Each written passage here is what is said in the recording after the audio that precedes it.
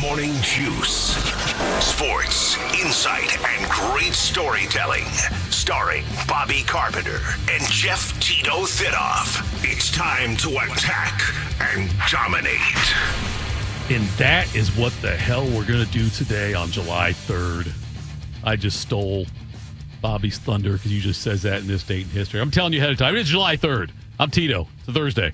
Bobby to my left. Bodie. Day 2 of the Bodie era.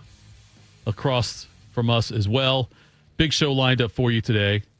Somehow, Bobby, because Bobby's Bobby, he convinced Albert Breer to come on today on vacation. I tried to convince Albert not to come on. That's how good you are. That even when you tell people don't do it, they think, nope, I've got to do it because you're Bobby F. Carpenter. It must be how I landed my wife, because she probably shouldn't have married me, but yet she said yes anyway. I don't know if I'm that convincing or just maybe there's a level of pity that people feel. I'm not sure. Could be that. I get the level of pity. You know, oh, by the way, we are sponsored by Riverside Bank in Dublin and Event Risk Elite Protection. Mark that time, Bodie. Big show lined up for you today. And yesterday and today in history, Bobby, we had the Larry David birthday, right? That was yesterday? Yesterday was Larry David's birthday. That is correct. I had a Larry David moment yesterday. Now, this is going to be breaking news. I don't have my sounds anymore. I play breaking news. Here's the breaking news. I see a therapist, which is great. You know, you should look. I've been to a therapist before. I don't know if they help, but I mean, if you just went once, it didn't help. I've been to a therapist. Like I've seen a therapist regularly before. Gotcha. Okay. Like when I type the word in issues on my computer, for me, it always comes up all caps, no matter how I try to change it. I've got issues. That's fine. I get out of my... Is that supposed to be a joke? That I've got issues? Yes. When you type it in, it always comes up all caps? Yes. Okay. It's pretty good, isn't it? That's a decent one. I've heard worse. Thank you. Heard worse. I get out of the session. I go into the restroom. Now. Is that typically how it goes? Not typically. Okay. There's a urinal. And you're at least in the men's. That's good. Right. This tells you that right there's the ones that now, some of the newer ones don't have urinals, and then I have to go walk back out and check the door to make sure I walked in the right one. It's a urinal, and then the standard with the doors and everything, right? The what would you call that one? The toilet. Stall? The stall. There we go. What would you call that? Bodie, what would you call... Listen, I'm just asking you. Stall's probably the first word that comes to mind. Okay, look, it would be great on Family Feud, because I get it wrong, you get it right. That's fine. You might call that the love shack. I don't know. It's called the stall. I open the door to the restroom. Yeah. As soon as I went to the restroom, a voice in the stall says, occupied. Now, the urinal's wide open. Yep. I opened the main door, not even the door. I didn't even try to open the door to the stall. And the guy yells, occupied. And I'm thinking to myself, does this guy think he's royalty? Like I can't come in and use the urinal next to him? We're separated by the stall, as I've learned. But let's say, buddy, just taking a leak. I wanted to get, like, I was going to get really upset. I was going to go Larry David. But I just come out of therapy, so I decided, you know what? I'm going to say breathe it in, because I don't breathe in urinals usually or in bathrooms. But like water off a duck's back? Right. Like how important do you think you are? You can yell occupied. I would say, sorry, I'm going to take a leak. And if you keep talking, I'm going to wait till you come out, and I'm going to leak on you as you walk through the That's what I should have done. I should have stood there, you know what, and just rattled the door. There was one time in college when Schlegs was in the stall and I was at the urinal and he had flip-flops on, and the urinal was tight enough that I could actually pee on his foot from the urinal little area underneath the stall wall and hit his foot. It was pretty great. Oh, Bobby, my worst one was when I was in Vegas years ago, and at a casino. Shocking again. And in this casino's restroom, there was a number on the door. I called it. There were like 11 stalls on the wall, right? Sure. The very last one was the handicapped one. Yeah. Now, the handicapped ones, has the biggest. Sometimes they've got to sink inside. It's a much larger and it's a much better experience. Yeah, it's like the penthouse. It's exactly right. And I go to use that one. All the other ones were empty. So it's like a weird time in the middle of the night. Like, when a lot of people aren't up gambling and doing things. I was up doing. So I go and use the last one. And wouldn't you know it, as I'm in there doing what you do in stalls, I hear a wheelchair coming up towards me. The guy, I use the one he could use, and he comes up and pulls on the door a little bit, and I act like I'm not there. I don't make a sound. But you're in the stall. I'm in the stall. But I'm like... You didn't yell occupied? I didn't yell occupied. I was trying to be very stealth. Okay? At that time, a buddy calls me. My ringer was on. My ringtone was a song by DMX.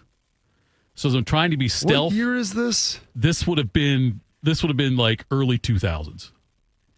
Okay.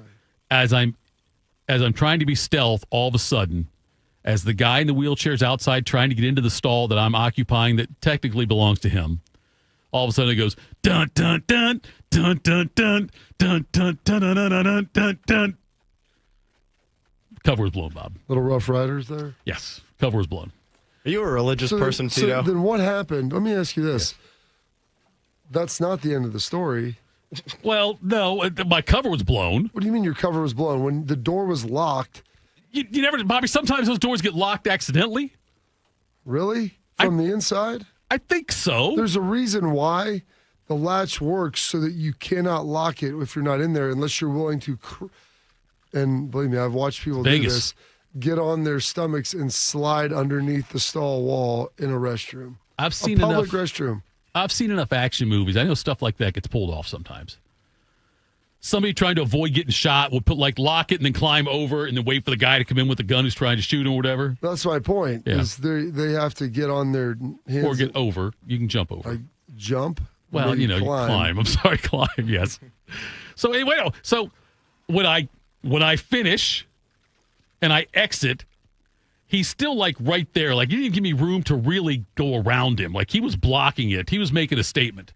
And that might have been the dirtiest look I've ever gotten from somebody. So that's in it. Were any of the other ones full? No, they were all empty. That's what I'm saying. Why did you choose that one? Because it's the Taj Mahal. Okay. That's where I'm going with that one. Am I a religious Did you person? Park in the handicap spots too? No, that'd be rude. I feel like if you are, yes, or aren't, frankly, right? I don't know. This could have a bearing. A person with any moral fabric. To yeah, them. and maybe just some confession sessions, or that's what I just did with you guys. Okay. I felt like this was good. It's a start. Bodie didn't wear his little priest collar today, so Bodie's a Notre Dame fan. It's like in between. He's like priestish. It's like right in between. Priestish. It is. I think that I've never heard the term priestish before. I think he's priest adjacent. I think that. I don't think I might not say, hey, forgive me, Father. I might say, forgive me, step uncle, when I talk to Bodie, for I have sinned in the handicapped restroom. Did you tell him you were sorry when you walked out? No, Bobby, because he was being rude by not scooting over or backing up a little bit. Tito. I'm just saying. Did you throw him out of his chair? I didn't do that. Dump him out of there, leave him on the ground? I tried to lock the door as I went out. Just to make it even more difficult. Michael Scott. You're like, I'm actually handicapped, too. Right. Did you start limping? I burnt my foot off George Foreman grill. Right. Then I started limping a little bit, Bodie. Bob, you want to do Today in History? No, I'd rather... You want to explore more of this? Yeah, because this is actually the most entertaining stuff I've heard in quite some time. I'm telling you, Bob. Look, you don't want to get inside this. There's a lot of things we could do. How does you going to therapy, like... Those are two of the better bathroom stories I've ever heard. The only part of you being in therapy was the fact that the first part of the story was that you were at therapy before you went to the restroom. Right. Yes. That's really not pertinent to the story at all. It is because I deliberately I felt like, first of all, I wondered if my therapist set me up. Oh, like we're going to test him. We're going to put him. We're going to plant someone in like one of those. What would you do? Show. Yes. I was looking around. You think they were filming it? I don't. Honestly, I usually don't check. In the bathroom? I usually don't check bathrooms for cameras, but I should have. You just put them in there. But I felt like in that moment I was like, "Oh, look what Philip did for me." But I was cool about it. that was a part of the story, Bobby, because I was at a point where I had just finished unloading. Not in the bathroom with the therapist. Well, no, unloading my feelings. Got to be careful with you, Bob. I know where your head goes, and I got to be careful with how I say that. You just have to clearly define your words. Yes, that's what I have to do. And then that's another thing we talked about in therapy. But anyway, that's another subject. But so that was the therapy angle, was because I had just gotten fixed and was in there. Fixed. Like a dog? Yes, and I had just gone in there and was immediately tested. If I need to get fixed, I usually just listen to Fix You by Coldplay, and that kind of gets me there. I always get them confused. Who is they? I get Okay, them. wait. Who is them? I don't know which one whose fan base we hates and which one's just an overrated band. Which one's Coldplay and which one's Nickelback? I don't know what that means. One of them's got fans that are just obnoxious, and one of them's overrated. Not Radiohead. Coldplay, I don't know. They're a band. Nickelback is a band. Nickelback's fans are the ones that are obnoxious. Their lead singers, they're Canadian. Oh, well, they're not celebrating. Nickelback's kind of back, though. Are they really? Well, Nickelback sort of. back? Yeah. Yeah. They kind of were loved, then they were hated, and it was kind of cool to hate them. Yeah. And I feel like people Because kind people of view them as like come around. They're like sellouts. Okay, Yeah, but They were like the pop rock group. Like they were sellouts. Although Rockstar is a pretty good song. I've heard Rockstar. You know. Yeah. All right. Now that I have bared my soul. Let's do it. Time to get smarter. Morning Juice presents Today in History. Here's your professor, Bobby Carpenter. All right, Bobby. It's your turn now to shine. I don't know if I could outshine you on those, Thidoff. You are the true shining star. I'm number one in the chat thing now. When I just type something, it's got that number one with the crown. So I'm feeling pretty good about myself. Yeah, because you took a number 2 in the handicap stall. There we go. That's why you're number 1 in their heart. It is Thursday, July 3rd, the 184th day of the year. 181 remaining in this 2025. This date, 1775. George Washington takes command of the Continental Army, the OG, if you will. This date, 1852. Congress establishes a second United States Mint. Do you know where that one was? The first one was in Philly, right? I believe so. The second one then, Denver. No, Denver is one currently. I think this one was still in operation. San Francisco is the second mint. They have the little D on the coins, though. That is good. That's how I knew Denver was an option on that one. That is good. Yeah. You know what, Thidoff? You aren't as dumb as you look. Thank you very much. Should you get fined if you use the handicap stall and you're not handicapped? I don't think that's how it works. I mean you get handicap parking if thing. If all you can. the other ones are taken, then you're permitted. In my opinion, if they're all the other stalls are occupied, you're permitted to use that. All right. I don't think you're ever permitted to park in a handicap zone, though. There is no fine for using a handicap restroom, however. Maybe there should be. Maybe that would have deterred me. That's a bad word to use when talking about stalls. I'm sorry. That was awful. 1863, the final day in the Battle of Gettysburg ends with Pickett's charge and a Confederacy defeat. And one of the major turning points in the war moving forward. 1884, the Dow Jones publishes its first industrial average. 1884, almost 150 years ago. This date, 1890, Idaho is admitted as the 43rd state in the Union. 1938, FDR dedicates the Eternal Light of Peace Memorial and lights the eternal flame at Gettysburg. You ever been out to Gettysburg, Thidoff? I have not been to Gettysburg, no. You been there, Bodie? I have not. Nope. You ever been to Washington? Yes, Did you guys a couple times. Did you do a school trip in 8th grade? Yep. You guys did that? We didn't stop. Now my kids, they stop in Gettysburg on the way there. I don't think we did. I would like to have seen that. Ago. Oh yeah, not that long ago though, but seriously, longer for me. A little longer for me too. Yeah. This day, 1962, Jackie Robinson becomes the first black player inducted into the National Baseball Hall of Fame. I want to thank all of the people throughout this country who were just so wonderful during those trying days. I appreciate it no end. It's the greatest honor any person could have. And I only hope that I'll be able to live up to this tremendously fine honor. It's something that I think those of us who are fortunate again must use in order to help others, because it's such a tremendous honor that we should be able to go out and do things to help. I'm just grateful, and I'm sorry it's taken so long, but I just wanted you to know I appreciate it so much. Thank you. I've never heard Jackie Robinson's voice before. You never had, yeah? No. It's a bit surprising. It is. Yeah. If you told me he was a white accountant from New York, I would have believed you. Yes. That's remarkable. I did not anticipate him sounding like that. Yep. Very humble man as well. Yes. This day, 1971. Finally breaking on through. Jim Morrison of The Doors is found dead in a bathtub at the age of 27. Like a dog without a bone and actor out alone, riders on the storm. That's a banger. Oh, it's the Riders of the Storm is amazing. I remember the first time with The Doors, I was like in the 5th grade when I heard one of their older songs, obviously. But then I loved The Doors right away. Where Jerry sent me something, gosh, it must have been in like a group text. Jerry Emmig, because my dad was always saying break on through, and he's like, when one side on one side is good, the other side is evil, and in between are the doors. Oh, look at that. There we go. I Trying like to break that. on through. My dad goes, what are you trying to break on through to? Right, yeah. Good and evil right there. This day, 1976, more in music history. Brian Wilson goes on stage with the Beach Boys for the first time in 12 years in Anaheim, California.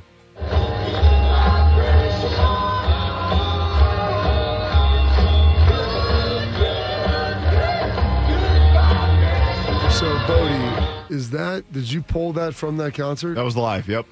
The whole thing's on YouTube. Really? The audio is kind of... No, it's probably that was honestly probably some of the best. It wasn't great, but the whole thing's on there if you want to check it out. I mean, for the first time in 12 years, that's pretty significant. How much did we upgrade a producer, too, by the way? He did the work on that one. Shark would have mailed it in.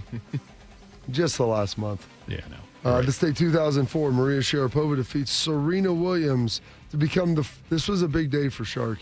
He came in draped in the hammer and sickle. The first Russian to win at Wimbledon. What a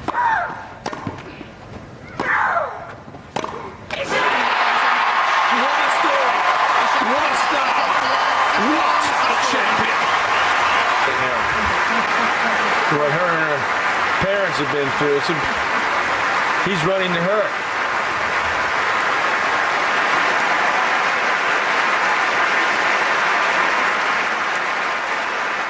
A fabulous performance of power and poise from Maria Sharapova to upset the defending champion.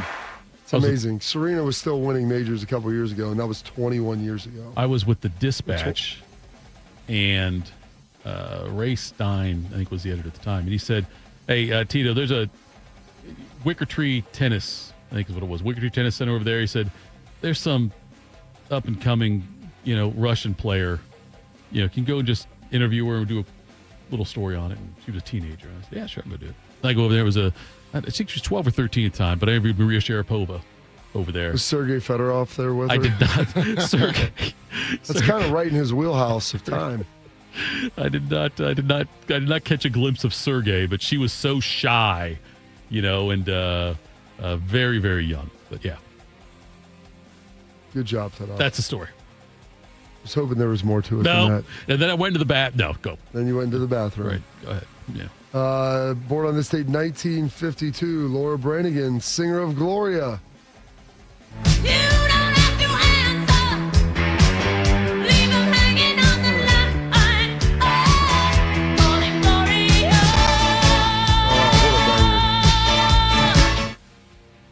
Had you ever heard that song before, Bodie? I have not. Nope. Really? That was the first time. Did you I think like so. it? Yeah, it was pretty catchy. It's she could sing too. She's got some vocals. She passed away in 2000, back in the early 2000s. Yeah, she could bang. It was good. That's Gloria is one of my favorites. What movie is that in? I don't know why I'm asking you. Shark. I don't know if that's in Flashdance or not. Maybe. That might be right. I want to say Flashdance. Montel Williams turning 69 today, the TV host. Tom Cruise, the vampire. Speaking of eternal flames, never aging. Turning 63 years young today, and I'm excited to hear what Bodie has pulled. We got a little compilation here. Got a few different movies in this I one. love it. What you gonna do, Derek? Yes. Congratulations, you're still my agent. This is Last Grossman. Who is this? This is Flaming Dragon! Oh, okay. Flaming Dragon. Face. First, take a big step back and literally your own face! Colonel Jessup, did you order the code red? I'm not a teacher, Ice. I'm a fighter pilot. A naval aviator. It's not what I am. It's who I am. Did you put that together? Yeah. Okay, I didn't know if that was like, you found that out. That was pretty good. I love that we've got a little Jerry Maguire, a little Tropic Thunder. Thunder. I forgot. Like, you always forget he's in that movie. They said they're going to build a movie. They're working on building a movie off of that character. Nice. Whatever his name is in that. And then A Few Good Men and a little Top Gun Maverick. I mean, that's a pretty diverse catalog that you just pulled there, Bodie. So well done. The Mission Impossible. Of those 4 movies, how many have you seen? I saw Jerry Maguire. Okay. And what were the other ones? There was I didn't see Tropic Thunder. Oh boy, you are missing out. What were the other ones in there? It was Few Good Men. You've never seen A Few Good Men? I've seen most parts of it. I've seen some of the clips, some of the highlights. You've seen the end. Yeah, the end. Okay. I saw that. That's a really good part court there. scene. The court Familiar? scene. That one's really iconic. So yeah, of course I've seen that one. But and Top Gun. Yeah, I've seen Top Gun and Mission. Never. Whatever. Yeah, I've seen that one. I've seen that one. But I fell asleep for a few minutes in it, but it was a pretty good movie. I watched it in the theater. Yeah, but it was. Don't listen. You fell asleep in Bodie, the theater? Yeah, it was. He fell asleep during Gladiator. Well, just the boring parts I did. But anyway, the Mission Impossible series already got into it. Nice. And so, like, Love those movies. Heather loves them too, and so it's been like on almost Ethan like Hawke. Ethan Hawke. What's that from? It is that one. Yes, you're right. That's Mission That's Impossible. Tom No, Cruise's wait, I got you. character. No, I got you. That's No, what it his- took me a second. I was thinking of the Ethan actor who was with in Training Day for a second there. What's his name? Ethan Hawke. Right? Here we go. Now we got a bit of a conundrum, don't we? Ethan Hunt is in Mission Impossible. You said Ethan I Hawke. blew it, is- yes. yeah. Ethan Hunt. I blew that. Good job, dude. Good job. I'll give you credit on that, Bidoff. Good job. I misspoke. Anyway, so it's been, but they're not watching them in order. I've only fully watched the first one. The other ones now I've seen. Like when you say you've seen that movie, I don't think you. Outside of the last few, I don't know that you really need to watch them in order. I mean, I would. Yeah, no, but they're bouncing pretty, around, yeah. Oh yeah, they were all just independent, individualized, standalones.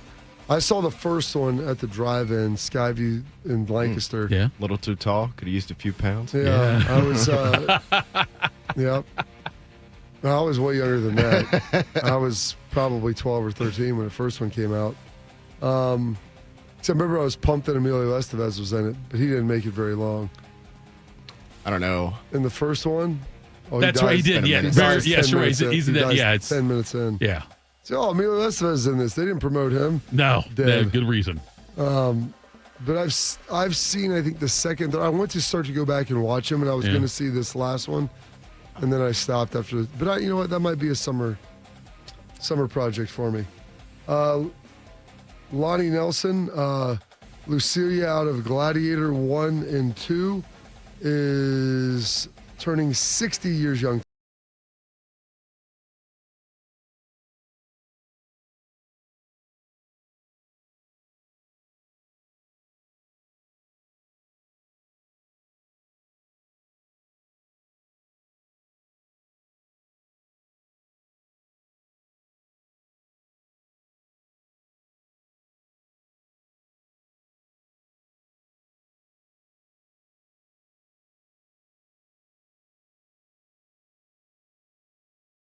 You ever seen Gladiator, Bodie? So you told me to watch it. I got through the first hour last night. Fell asleep, didn't you? No. Well, I went to bed, but Exactly. 9:30 is bedtime, so that's why. I'm going to watch the second hour You tonight. enjoyed- though. Yes, first hour was great. You couldn't imagine He how someone would fall asleep. No, I never. I was like in instantly. Like Yes. it sucked me in. got to the point to where, spoiler alert, I guess, for a movie He's that's 20 probably years old. 25 years 25. old. But he just got back home, and his wife and son were. Oh, that's Yeah, that was pretty rough. But that's a bad thing. I'm hoping he can get some revenge. I don't know what happens in the rest of the movie, so I guess we'll find out. Yes, it's good. You'll really enjoy it. Moises Alou turning 59 today, the 6-time All-Star World Series champion. More well known for peeing on his hands. Well, that's good. It gives him the tact and Yes. the grip that you're looking for. Olivia Munn turning 45 today, and Chris Jones turning 31, the D tackle for the Chiefs, 3-time Super Bowl winner, 3-time first team and 3-time second team All-Pro. Some passings today. Jim Morrison, as I mentioned, in 71. Don Drysdale in 1993, the 9-time All-Star, 3-time World Series winner, Cy Young Award winner, and Hall of Famer for the Dodgers. And then in 2012, we lost Andy Griffith. You see, when you give something, in this instance, cleaning the garage, and you get something in return, like a quarter, well, that's the greatest feeling in the world. You do feel good after working, don't you? Uh-huh. Good and tired.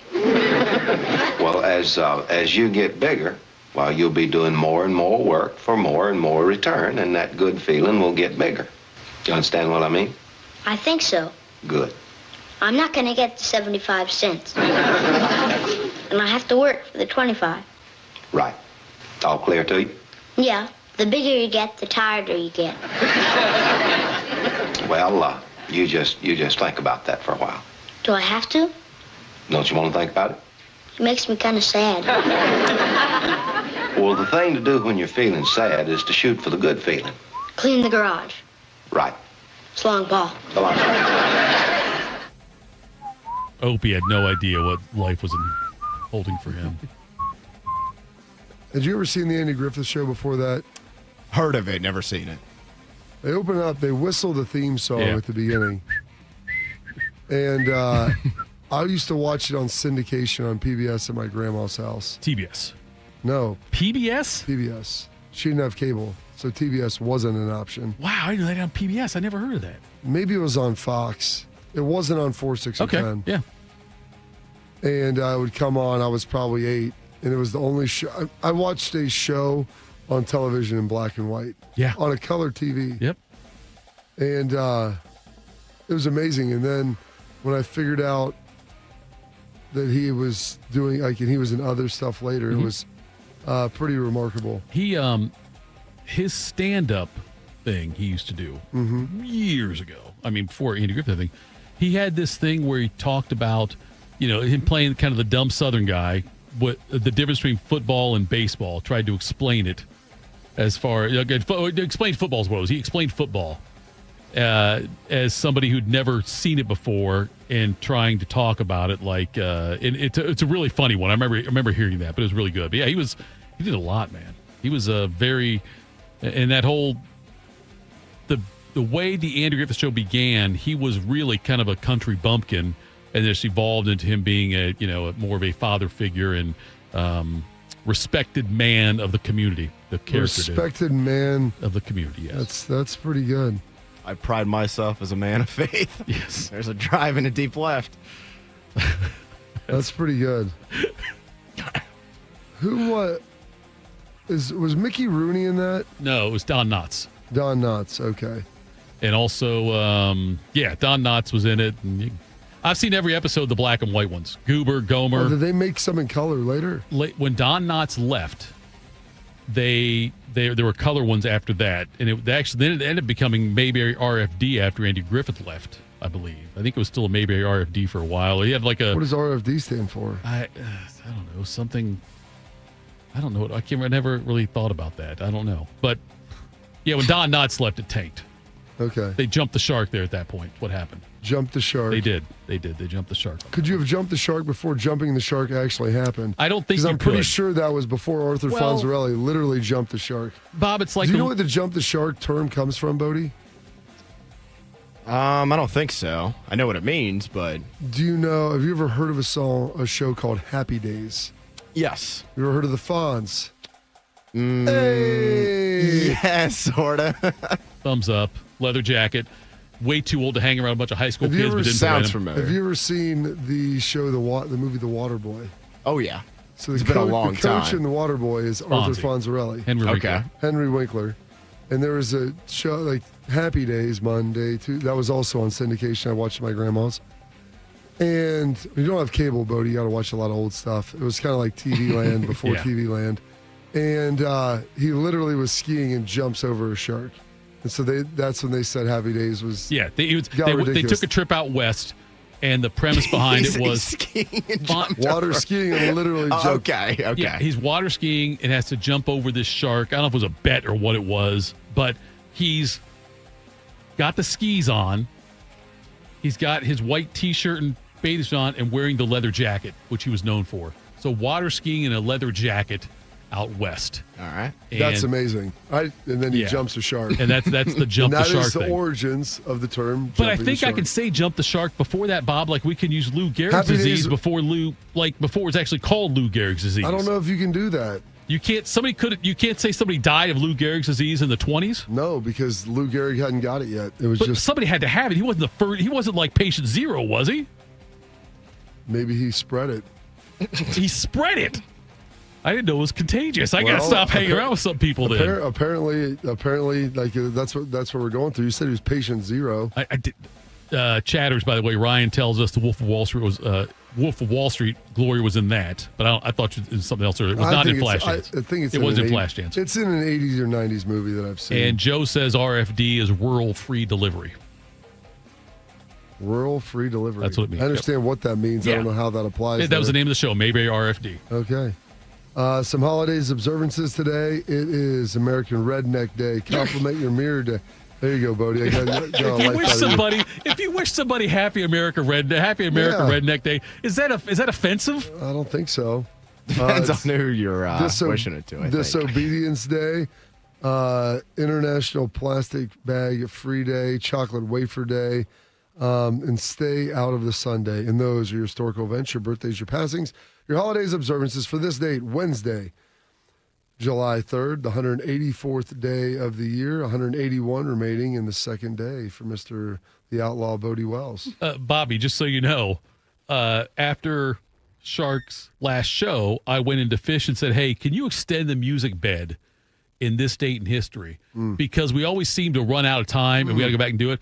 And so he said, how long? I said, just like 20 minutes, just to be safe, because we're never going to go that long. New record. We did. It actually ran out this time. So I don't know if we got to go to 25 minutes, or we just maybe I got to stop telling bathroom stories. Here's the thing. Yeah, Yes. well, you did tell. It wasn't quite as long. You were telling stories of you stealing the handicap stalls. Stealing's a strong word. Walking in on people and them telling you to leave. Yeah, that's right. All right, coming up next, another single traditions are dead. That's next. Morning Juice. Hey, it's Bobby Carpenter. I know what it's like to be stuck in that cycle of pain where you're trying to get better. You keep going to the doctor, steroid shots, surgeries. Do not go down that road anymore. Go see my friends at QC Kinetics. They will help treat you without going under the knife and without the meds. QC Kinetics are the leaders in regenerative medicine to help your body heal itself. And I should know, I've been a client there and they helped me with my knee get back to the running in the summer and going whitewater rafting and all of the things that you enjoy. And this is the critical part about my friends with QC. 92% of patients report satisfaction with their results. That's peace of mind. It's not just a number. They're trying to help you. They're the second opinion that you're looking for to keep you from getting under the knife. To find out if you're a good candidate, go check them out at qckinetics.com/Columbus. The consultation is free, or call 380-2845-44. That's 380-2845-44. They have offices all over Central Ohio. So go check them out. Teachers are dynamic leaders, shaping a new generation.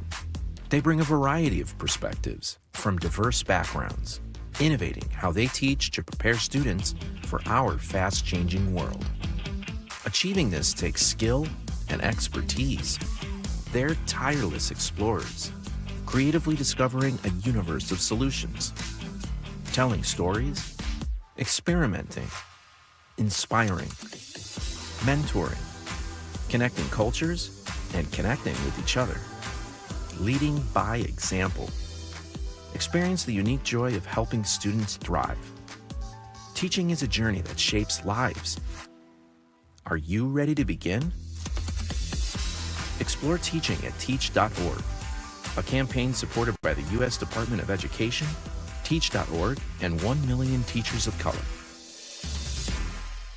And we're live here outside the Perez family home, just waiting for the... And there they go, almost on time this morning. Mom is coming out the front door strong with a double-arm kid carry. Looks like Dad has the bags. Daughter is bringing up the rear.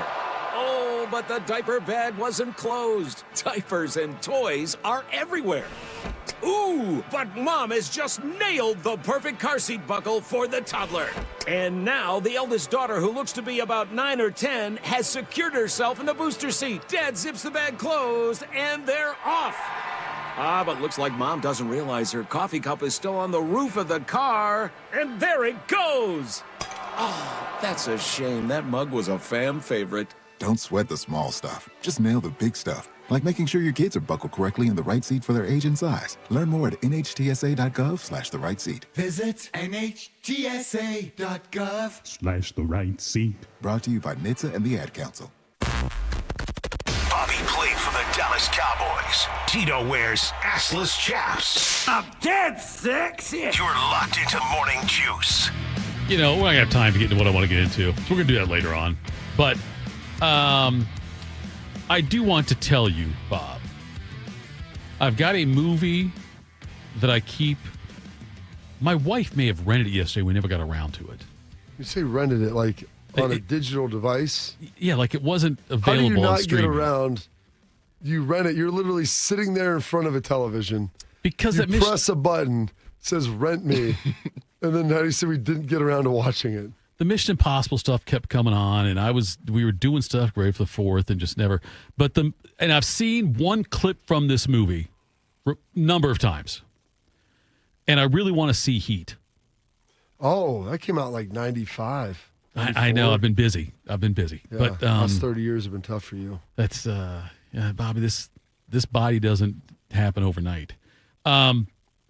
But yeah, I think I'm going to watch Heat. Is the next movie that I should have watched a long time ago that I'm going to watch with Val Kilmer. Is he in that one? I know De Niro and Pacino. Pacino, Val Kilmer. It was big. Maybe 96, 97. I always remember those movies.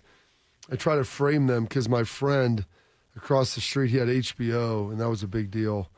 And we didn't even have cable at my house, and HBO would send the little flyers, and then it was like their TV guide. Yeah, the little thing. Yes. What was coming up on HBO throughout the month? Yeah, and then whatever the featured release was, and I remember Heat was a big deal one summer when it came out. That was a big. You're right. That was a big deal. I remember. Yeah, HBO is where I saw Tarzan with Bo Derek a bunch of times at night when I wasn't supposed to be watching it. That one changed me. I was too young to be watching Tarzan. Couldn't pause it either because it's just HBO was live TV or not live. You couldn't pause live TV. Right, you couldn't do it. There was no explaining that to my children is like they look at me like I have 3 heads. Right. Like, what do you mean you couldn't pause? I'm like, dude, if I wanted to record it with a VHS underneath, I could go back and watch it after it was done. Right, but even then, VCRs weren't that widespread when I was watching HBO. Anyway, all right, coming up next, look, he doesn't take days off. He's on vacation. He's still going to work. We're going to talk to Albert Breer from MMQB. Hopefully. Hopefully. May have more witty banter in the next segment. That's next Morning Juice. While serving in Vietnam, a grenade took my ability to see. Today, I'm a sculptor. Now, my fingers are my eyes. I'm Michael Naranjo. As a veteran, I know the challenges of life can be great. In my art, turning a lump of clay into something beautiful, that is worth doing. Life is like that. We each must use what we can to make things better. DAV helps veterans like Michael get the benefits they've earned. They help more than 1 million veterans every year in life-changing ways. Now, I show others how they can create something with their own hands. I know it can do a lot of good. With support from DAV, more veterans can shape their lives into a thing of beauty. My victory is bringing beauty into the world. Michael Naranjo, may your victories inspire many more. Support more victories for veterans. Go to DAV.org. Yo, I'm your old basketball.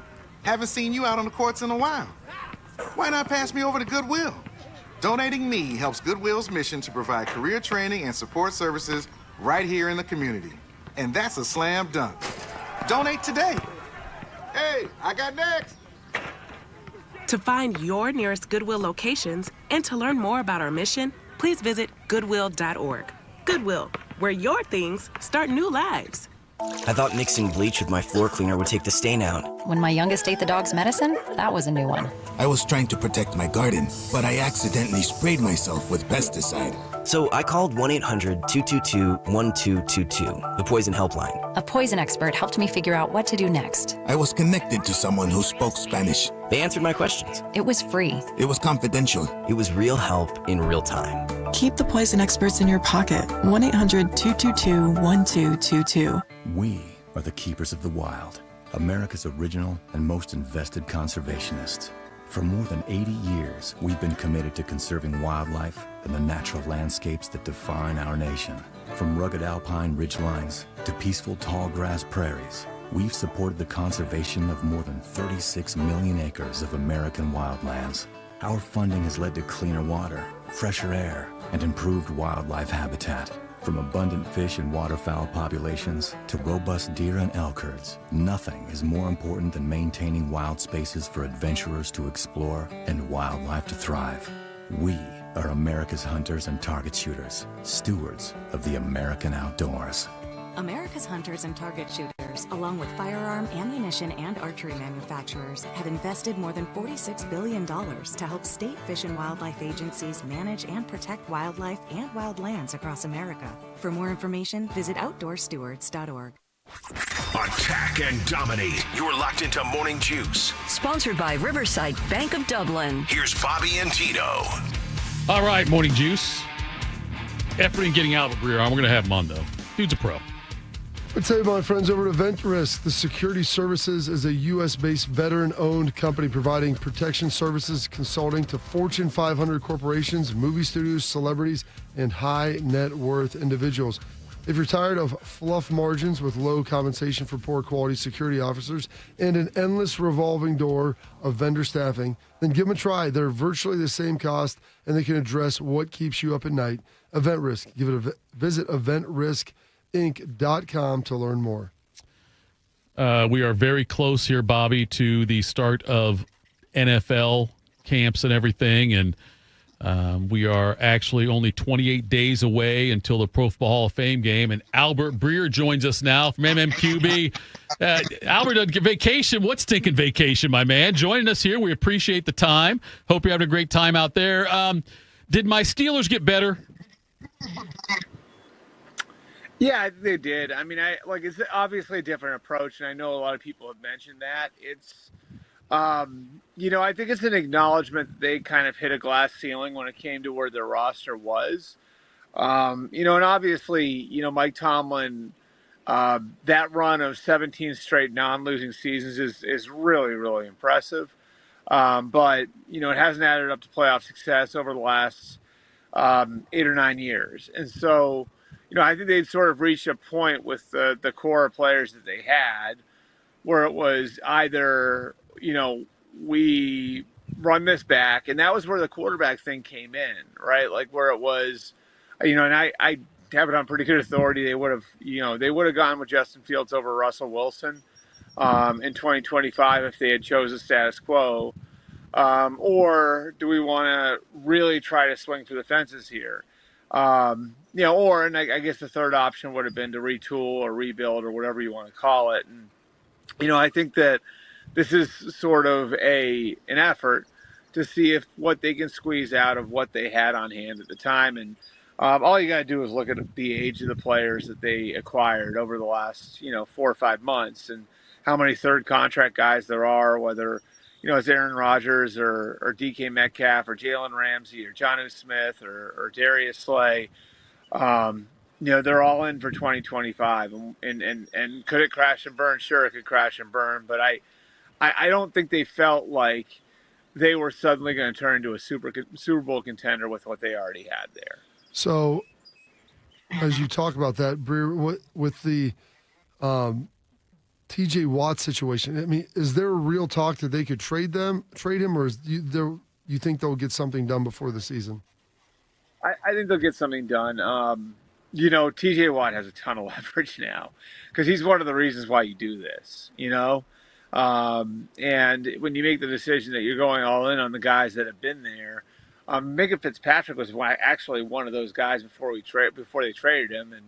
And, when you decide, okay, we have one, maybe two more shots left with this group of players, TJ Watt is obviously central to that. And it's hard to find a pass rusher like that. So, I think not getting something done with TJ Watt would fly in the face of every other thing that they've done this offseason. Trading TJ Watt would not match up with the rest of their actions over the course of the last 4 or 5 months. And so I can see this thing being rocky. The last time it went right up to the season opener. So I can see this thing being bumpy over the next month or so. But I think ultimately there's too much mutual interest not to get something done. Albert Breer from MMQB joins us here on Morning Juice. And then the Steelers making the moves they made and trying to handicap the AFC North.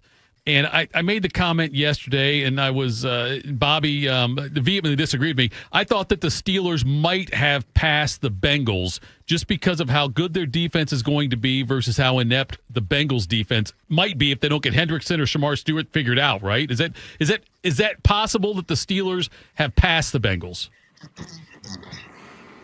I mean, I think a lot of it depends on what Aaron's got left, and you hear varying opinions on that. I've talked to a lot of football people who think he's got a really good year left in him, based on how he played at the end of last year, and that you can chalk some of his early struggles last year up to, an older player coming back from the Achilles. So, if it's Aaron Rodgers from 3 or 4 years ago or something close to that, I think that's a different discussion, and if that's what the Steelers are getting, then yeah. I also look at the Bengals, and as crappy as the last 2 years were, and as much went wrong as did, like with the contract situations, with Joe's wrist a couple of years ago, with the way the defense crumbled last year, they still won 9 games in 2023 and 9 games in 2024. And so this was still a pretty good team with a lot of things going wrong. And now, the Trey Hendrickson thing's lurking out there. Obviously, the Shamar Stewart thing is not fixed yet either. But I see a team that was in the Super Bowl 4 years ago and has a lot of the core of that team still around.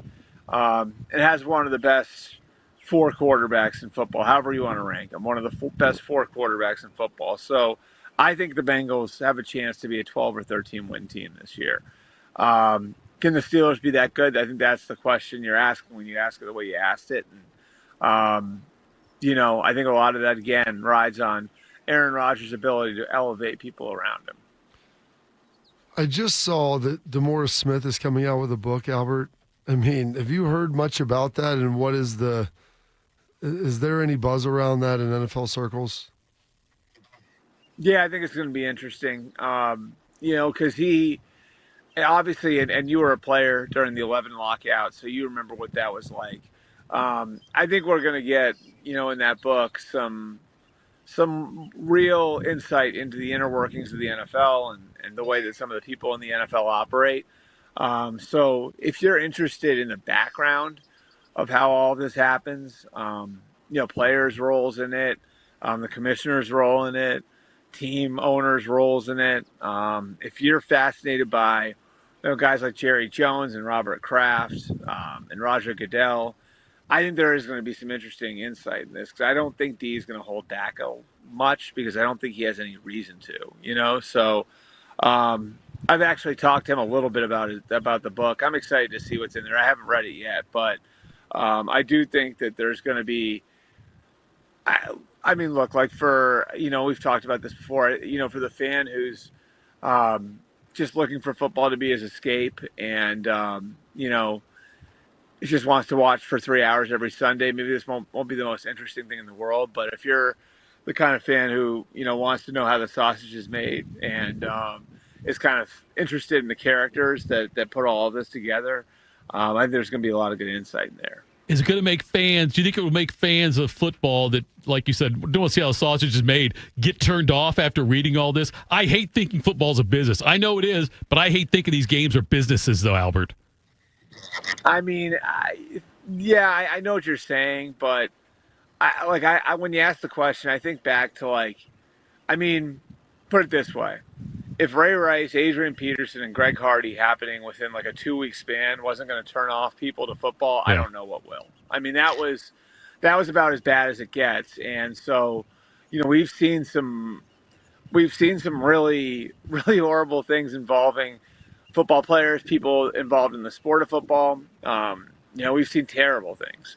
And, I think fans have a way of compartmentalizing all of that. So, I can't imagine it's going to have much of an effect on the viewership, but I certainly think there's going to be some stuff in there that's going to make some powerful people uncomfortable. How long has Miami, Albert, been working on this? Obviously, the Jonnu Smith, is part of the Minka Fitzpatrick deal with Jalen Ramsey, but the Darren Waller, that seemed to come out of left field, at least, from my perspective. How long has that been in the works, and was that something that people thought was a possibility? Yeah, I mean, I hadn't heard his name a lot, to be honest with you, Bobby, mostly because most people thought he was done. As far as how it's viewed now, I mean, it is something that, obviously he was very he was focused on, if I come back, it's going to be in Miami, which is an interesting element to it too. I think this is relatively simple in that the Dolphins won't say it, but to some degree they are rebuilding. Teron Armstead retired. Jalen Ramsey is traded. I think the roster's just in a spot where, we talked about the Steelers having 1 or 2 shots left with the current group. I think the Dolphins sort of are trying to be realistic with where they are with the team that they built for Tua. And, I think internally the conversation is this group isn't going to quite get over the hump. So, I think that's offloading some guys that weren't happy with their contracts and not wanting to go any further, with Jalen Ramsey or Jonnu Smith contractually with, what those guys are making. And then I think Waller comes in as sort of, all right, how do we stopgap positions that are affected by what we're doing here without giving up much future capital? So I think it's as simple as that. You know what I mean? It's how do we rebuild but still put a functional team out there? And that to me is the Jonnu Smith Waller swap in a nutshell. Albert, a couple of teams that I saw you noted out were pretty interesting coming up with new coaches and new quarterbacks, the Patriots and the Raiders. Which one of those do you think is better set up for success this season? Maybe New England, just because of the division they play in. I think they're similar in that they both, I think, are going to be, I think because of who's coaching them now, they're both going to be difficult to play against, and they're both going to have an identity. I think, both will be better at quarterback than they have been. New England, because of Drake May's natural growth, that should happen organically. And then obviously the Raiders bring in Geno, who I think has been, a pretty underrated guy the last couple of years. To me, I look at those two teams, and again, I think both will have identity. I think both will run the ball and play good defense. Both will be better at quarterback.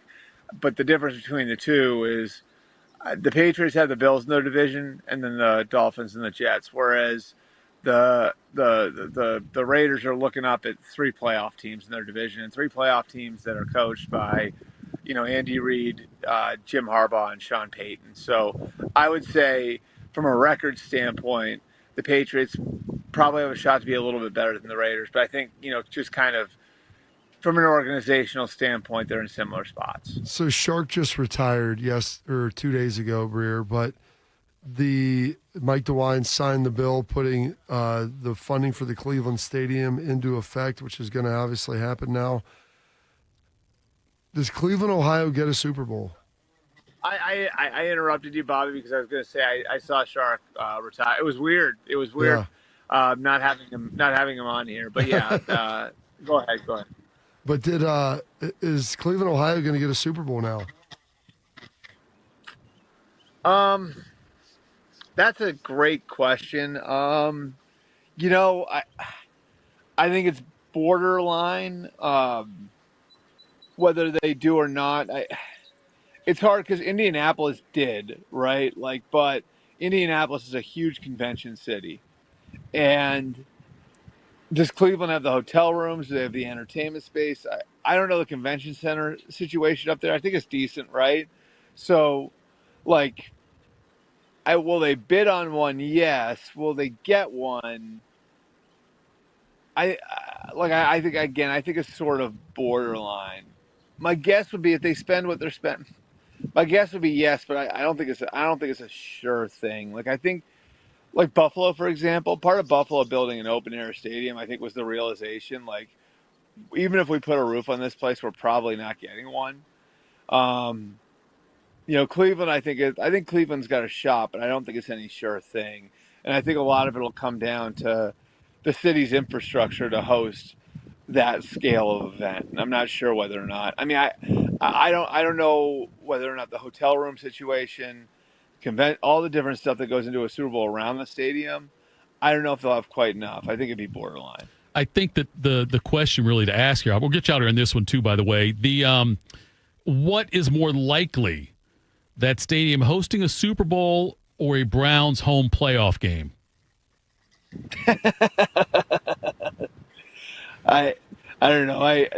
To host a home playoff, to have a home playoff game in the current playoff format, you almost have to win your division. Right. Like, you can host a divisional round game if you're a lower seed, and you know a bunch of different things happen.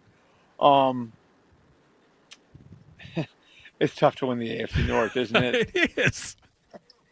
That's what I mean. I think it might be more likely. I'm going to say Browns home playoff games. I don't want everybody pissed at me. I don't want to hear about I know. That's fair. That's another one that's borderline. There you go. That's fair. We appreciate the time, Albert, and taking time away from vacation to do this with us. We'll talk again next week. Happy 4th, and enjoy the holiday. Happy 4th, guys. Have a great weekend. All right. That was Albert Breer. And I just did it again, Bobby. I need to just get in if I'm going to really push this thing, I've got to say Happy Independence Day to everybody. I'm selling myself short. I don't think Breer's on board with you. He lives in Boston, which is, to me, Boston and Philadelphia are like the birthplaces of American liberty. So right. I don't know if you're going to be able to get him on your anti-American. First of all, it's not anti-American. 4th of July, Friday. Independence Day. I found out a fact. That was not Paul Revere's horse. He borrowed it from somebody. Stole it? No, he borrowed it, though. I'm saying he borrowed the horse. Did he steal it from a handicapped man like he stole his bathroom? He went. I don't think you would have a handicapped horse back then. You may have special parking spots, I guess, but special park. You think they had handicapped horse spots? But do you think if you were handicapped, you'd be able to ride a horse? Maybe with some help. I don't know. I'm not sure on that one, Bob. Is the handicap spot for the horse, is that indicative of the horse or the rider? That's what I'm saying. Like, what would that horse look like? It's a great question. Not going to have a ramp. I don't know, Bob. Maybe the steps that you wheel over to it? Is HR in today? Because I don't want to go talk to somebody. Probably not. That's no Thursday before a listening. holiday. Yeah, no one's listening to this off. You're good. I mean, I appreciate that. Don't worry about it. All right. Quick hitters next. Morning Juice. Bobby Carpenter here with Riverside Bank of Dublin Sports Money Report. In sports, it's always a good idea to be working on your fundamentals. Off-season, during the season, it doesn't matter. The ones who drill the fundamentals are the ones who consistently win. The same holds true when you're running a business. Chuck Moore, CEO, and Travis Sanders, president of Riverside Bank of Dublin, know banking fundamentals can make all the difference. Thanks, Bobby. There's no substitute for doing the right thing, and often the hard thing in business. Managing the books, cash flow, and sales tracking is as important as producing the product. The business cannot succeed without good fiscal management. Thanks, Chuck. Riverside Bank of Dublin knows that most business owners are busy people, and that's why we can assist in cash management. Let one of our commercial bankers help you do the right thing, too. These skills will help you grow your business and get a loan when the time comes. We want to help. Call us. Tune in every day for the Riverside Bank of Dublin Sports Money Report. Visit their office at 6300 France Road in Dublin or online at riverside.bank. Member FDIC, Equal Housing Lender.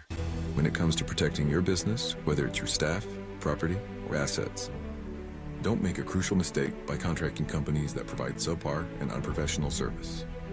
What you need is a security partner known for their unwavering professionalism and unnatural liability.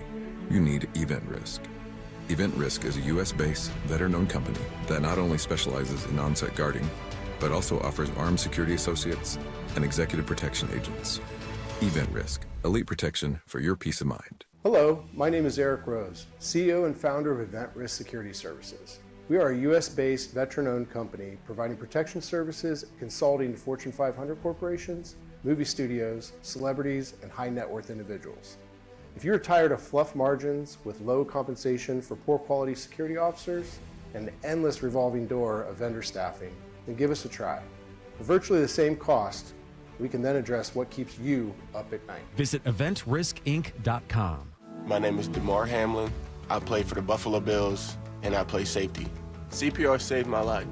I've teamed up with the American Heart Association as a national ambassador to help create a nation of lifesavers, turning bystanders into lifesavers.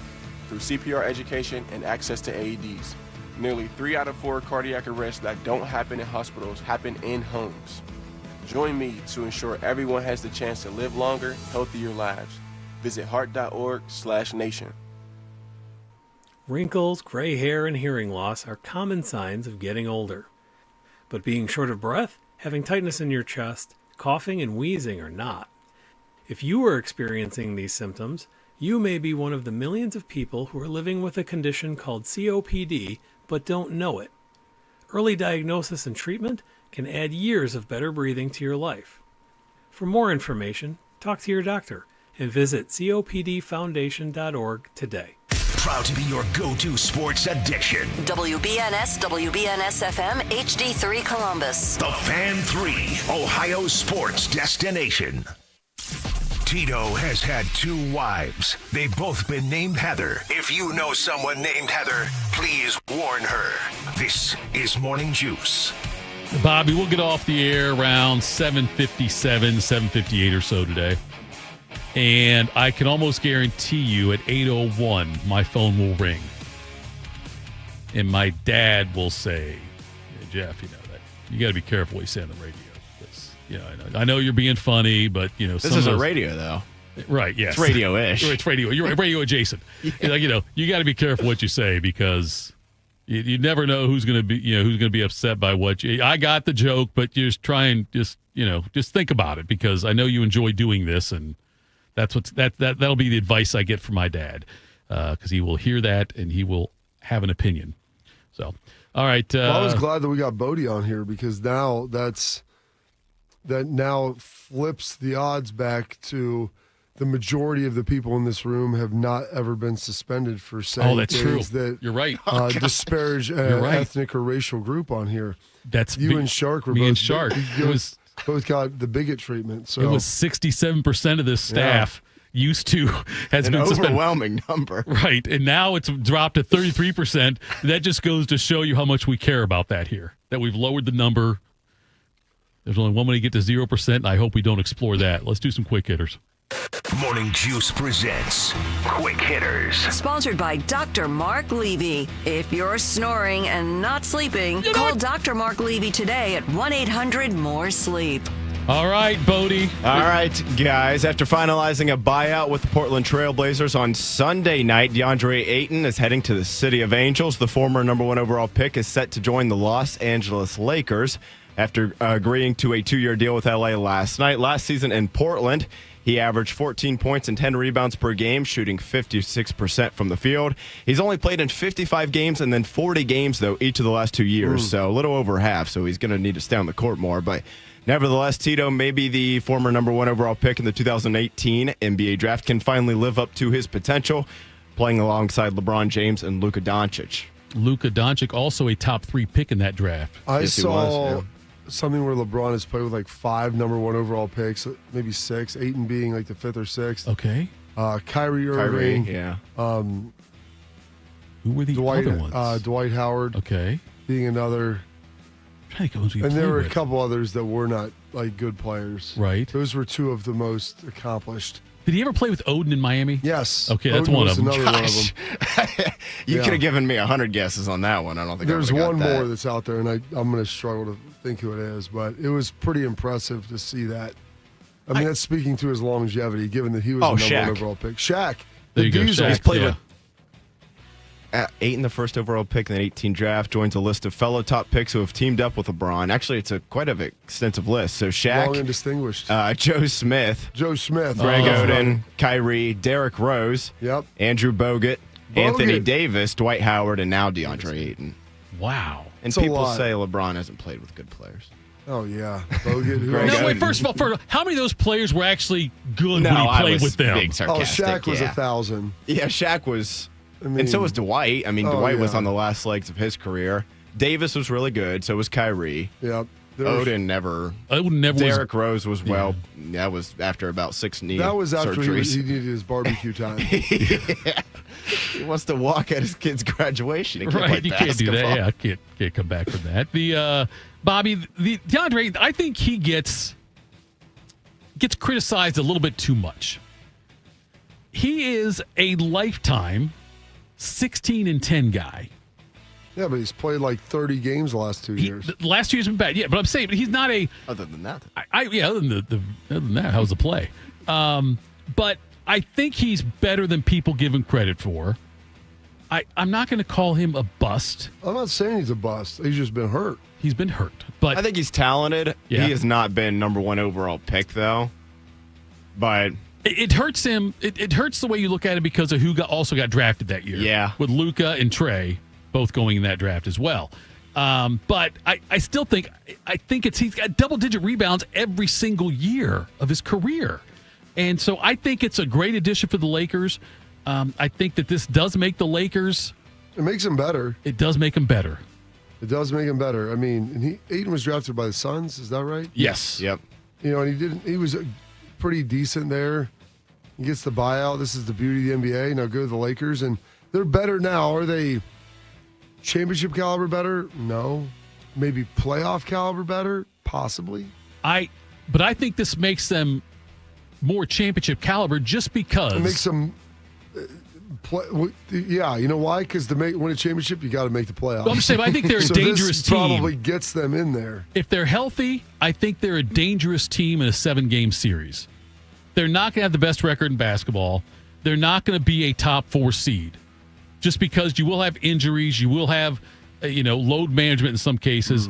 But I think this makes them more likely to win a championship than before. I thought they were a playoff team before anyway, but now I just think they're. This makes them better. Yeah. How much? I just don't know. In the West, you're probably not picking them over OKC or Houston. No. Denver, maybe. Maybe Denver. Minnesota. I mean, they got smoked by Minnesota They last did. year, and I don't They know did. that Ayton's changed in the course of that. But This is a big opportunity if for you got though. Luka and you got a healthy LeBron, which at this point's still kind of a question, right? But nevertheless, we'll stick with the NBA here, guys. The New York Knicks, they are set to hire Mike Brown as the 32nd head coach in franchise history. Maybe they can get LeBron and reunite those two. After having their most successful season in a quarter century, they decided to fire their head coach, Tom Thibodeau, after being bounced by the Indiana Pacers in the Eastern Conference Finals. Brown is 454 and 304 as a head coach in his time with the Cavaliers, Lakers, and Kings. He's won 2 Coach of the Year awards as well in his time over the years. He is a 4-time NBA champion as an assistant coach. A lot of those coming with Golden State in a time where I think the three of us probably could have helped Steve Kerr on that bench. But nevertheless, Carp, I don't know that the Knicks thought that they would be landing on Mike Brown after firing Tom Thibodeau. Listen, he helped sculpt LeBron James, mold his career. They went to the finals. Develop him. And how did that go? 4-0, I believe. I think that's right. Yeah.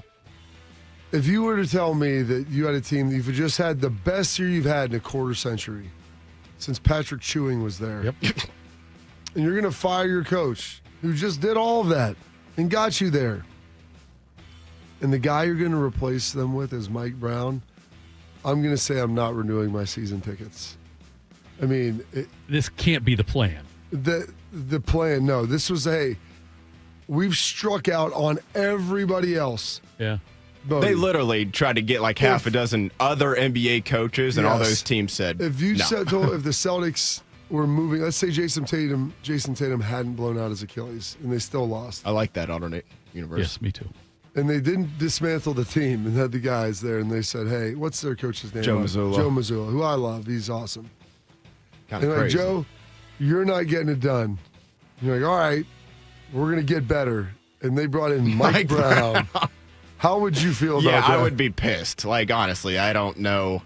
I can't believe this is where the Knicks landed. To me, that should have been a situation that if you're going to fire Thibodeau, that has to be like, we know we're getting rid of him because here's the next guy. Like, it's already lined up. And clearly they didn't. And not only did they not, but it almost swung so far in the other direction that, I mean, they tried to hire, well, they tried to talk to, I guess, Jason Kidd. Yeah. Who else was They tried Chris Finch from Minnesota. The guy from Atlanta. Quinn Snyder. Quinn There was a Snyder's handful one, of other NBA coaches, some college coaches and former college coaches, like Jay Wright's name got thrown out there. And, I mean, Mike Brown's a fine coach, but I don't know. Is They're he bringing an him. upgrade? Probably not. No. Exactly. And it's probably not a huge downgrade either, No, but but I he's you just- don't fire Thibodeau for Mike Brown. For Mike Brown, yeah. What If can Brown do Thibodeau for just you? retired, it was like, then you're scrambling. Yeah, all right. then that's fine, but You fired him, struck out everywhere else, and now in like the 5th inning of a shutout, no hitter, you're like, bring in Mike. Let's lay one down. Let's pitch Yeah. it, Mike Just get Brown. somebody Get on a bunt base. on base. You know, that's what he is. He's the no-hitter bunt to try to just get somebody on base. I think it's fair to say one of the best jobs in sports is bought out college football coach. Fair? Coach O said, you're going to give me $17 million and show me which I door I'm want to on. go. Or bought out NBA player. But up there on the list is current coach that the Knicks want to talk to. Because these coaches that were denied permission, like denied the Knicks permission, these coaches that weren't allowed to do it, they're all looking at like contract extensions and things like that. Like Raises, Jason Kidd's going to get yeah. more money now. And, that's one of the good things. If the Knicks want you, then that's I think that's a good sign. And my thought now is to make this thing come full circle, Bob, at some point in the next year or two, the Knicks need to fire Mike Brown and bring in David Blatt. That's why I was waiting for that. I think David Blatt has some health issues right now that might prohibit him from coaching, but that would be it. Isn't he battling like ALS? Is that right? I don't know if it's ALS, but it's something. That makes my joke a lot less funny because I had no idea David Blatt was dealing with He's got what some sounds health like stuff. He's serious got- health issues. He's got some fairly serious health issues. Then how about David MS Blaine? diagnosis. MS, multiple sclerosis. Okay, how about David Blaine? And David Blaine. He could perform magic. Why don't we just Yes. all we got? We'll skip the David Blatt years and go straight to Teron Lue. We could do that too. Well, That's that would be a good hire. Where's actually. Luz? He's in Clippers. He's right? with the Clippers, That's right. yeah. It'd be- you're right. That's one that they probably would. They'd say, yeah, you know what? Well, I don't know if they would do that. Lou's a good coach. Lou's a What good coach. about who was the Michigan coach that went to Cleveland yes. for a minute and then got fired because he Beeline. called them all thugs? Beeline? Yeah, Beeline. Yeah, that's a good one. You're right. Yes, yes. Whoops. All right, guys, baseball here. Dave McCaskill, he's known for many things. He's retired from the military. He writes books, he golfs, and he collects sports memorabilia. And one Major League Baseball player refers to him as the home run thief. And now the home run thief, he has been banned by the Arizona Diamondbacks for the rest of this season after he reached over the wall to snag a ball in Monday night's game against the San Francisco Giants. In a statement, the Diamondbacks had this to say, quote, "This particular fan has been involved in multiple offenses at Chase Field. Consequently, he is prohibited from returning to Chase Field for the remainder of this year. This fan will have the opportunity to return to Chase Field in 2026, so long as he meets certain terms and abides by our fan code of conduct." Tito, ever been kicked out of a Major League Baseball park for a year? No, That's good. I have not. I'm trying to think if I've ever been kicked out of a game. You have or have I not? have not. I don't think I've ever been Okay. kicked out of a game. I've never done that. I'm usually pretty. Strip clubs, maybe. Games, never. I almost got ejected from a third grade girls soccer game I was coaching, but Well, that's pretty reasonable. and it was like 3-on-3 call. friendly. Yeah, no, it was the guy. He wasn't giving us our fair shake. But yeah, Bob, this guy, the last 4 times there's been fan interference happen. Fan interference things happen at their ballpark. All involved him. He's the one. Here's the thing. Just don't let him sit by the wall.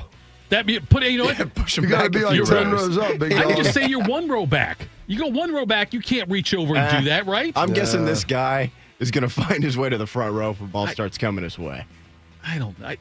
I've been kicked out of a youth basketball game. Now that was when That was deserved, though. Well, it was when I was much younger, and it was my it wasn't my own kids; it was my younger brother. And in all fairness, the ref had He had a bias. Well, he had refed me, and I had addressed him. Yeah, it was basically that. He let it get personal, and I'm like, he's like, "Get out of here!" I'm like, "You serious?" And I'm like, I was playing in the NFL at the time. I'm like, oh, whatever. But yeah, I get it. I mean, if you're going to reach over for your, especially if you want to do it for the opposition, that's one thing. But make sure, don't be Bartman. Yeah. Okay. No, Don't this be one I think team man. benefited. I think this one benefited the Diamondbacks, the most recent one. Oh, did it? I think it did. Yeah, I think it did benefit them because Okay, I think you're based off of only looking at the picture of the article. It is a Diamondbacks outfielder going up for the ball, and they end up calling it a double instead of a home So, run. hey. But maybe the guy could have caught it. Then I Maybe guess they should have got him season tickets. Right. Maybe they should have got him more seats.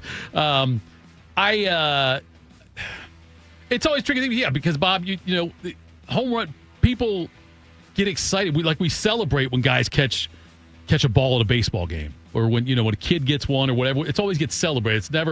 It's never like a bad thing if you get a foul ball at a game or something like that. But it's become much more of a criticism now because of this fan interference. In fact, we can see everything going on. But the band, and they said, I don't know what they can make them go to like counseling. Because they said they got these different things they have in place. What does that entail? Yeah, is there a team counselor he has to go see and talk to about why he feels the need? Because this is the fourth time he's caught a home run ball, among others. He's got other ones too, but this is the fourth time it's happened. He's got, I'm sure, a collection of home run balls he's caught out there at that spot. I wonder what the terms will be of this of the reinstatement of a fan. I can't believe we're having that conversation. Anyway, all right, coming up next. Is he cocky, confident, brash? We'll analyze and label a Buckeyes comments next. Morning Juice. You know a thing or two about the moments in life that matter. You've seized those moments to embrace joy, accomplish great things, and build meaningful relationships. Is it time now to sit back and reflect on a life well lived? Maybe. Or maybe there's more to be done. Maybe this is the most important moment you've encountered yet. By volunteering with AmeriCorps Seniors, you can seize the moment, lend a hand, and get back more than you give. We connect you to local volunteer organizations with opportunities that fit your schedule and match your interests. Through AmeriCorps Seniors, you can support people in times of need and make your community stronger.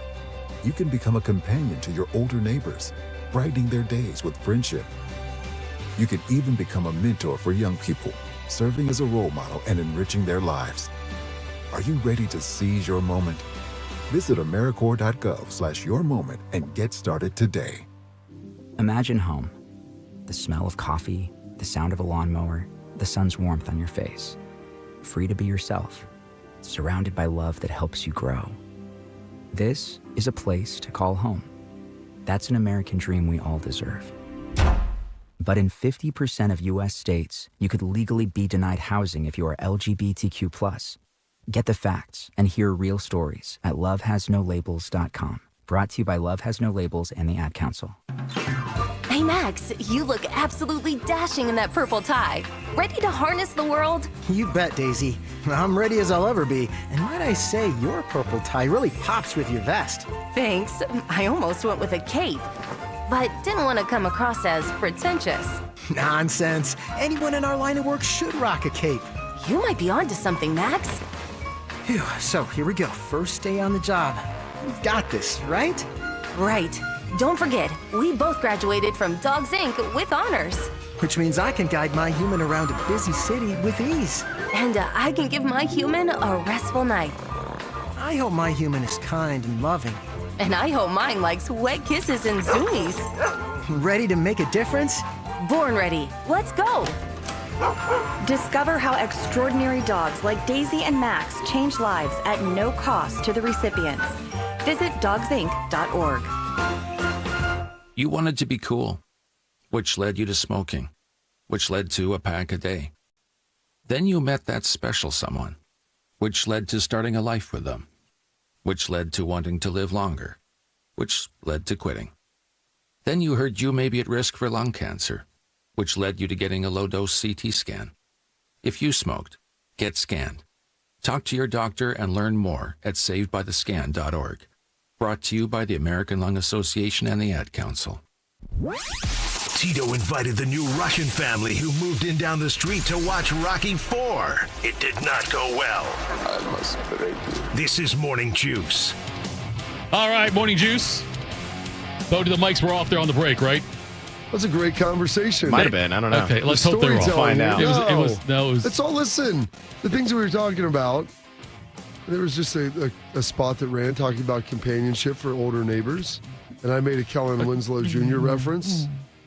And I've talked to one of his teammates before about, and it's, listen, like, could you have foreseen some of the things that he was found guilty of in a court of law happening when you knew him in college? And it was a interesting and long conversation. And he goes, I've never really talked about that all that much, because he's like, that's not something that, like, when we get together as teammates, you don't the bring it up. Hurricanes is not, he goes, it's just kind of persona non grata.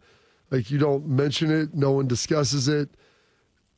And he's like, I've never really, because it's like, yes, I mean, it's like, could you have foreseen this? Maybe not to that degree, not to that jump. He's like, so I guess we've never really talked about, like, maybe we should have talked about some of his awkward behavior in college and maybe confronted him and addressed it at the time. And maybe it could have staved some of it off. Listen. There's a song.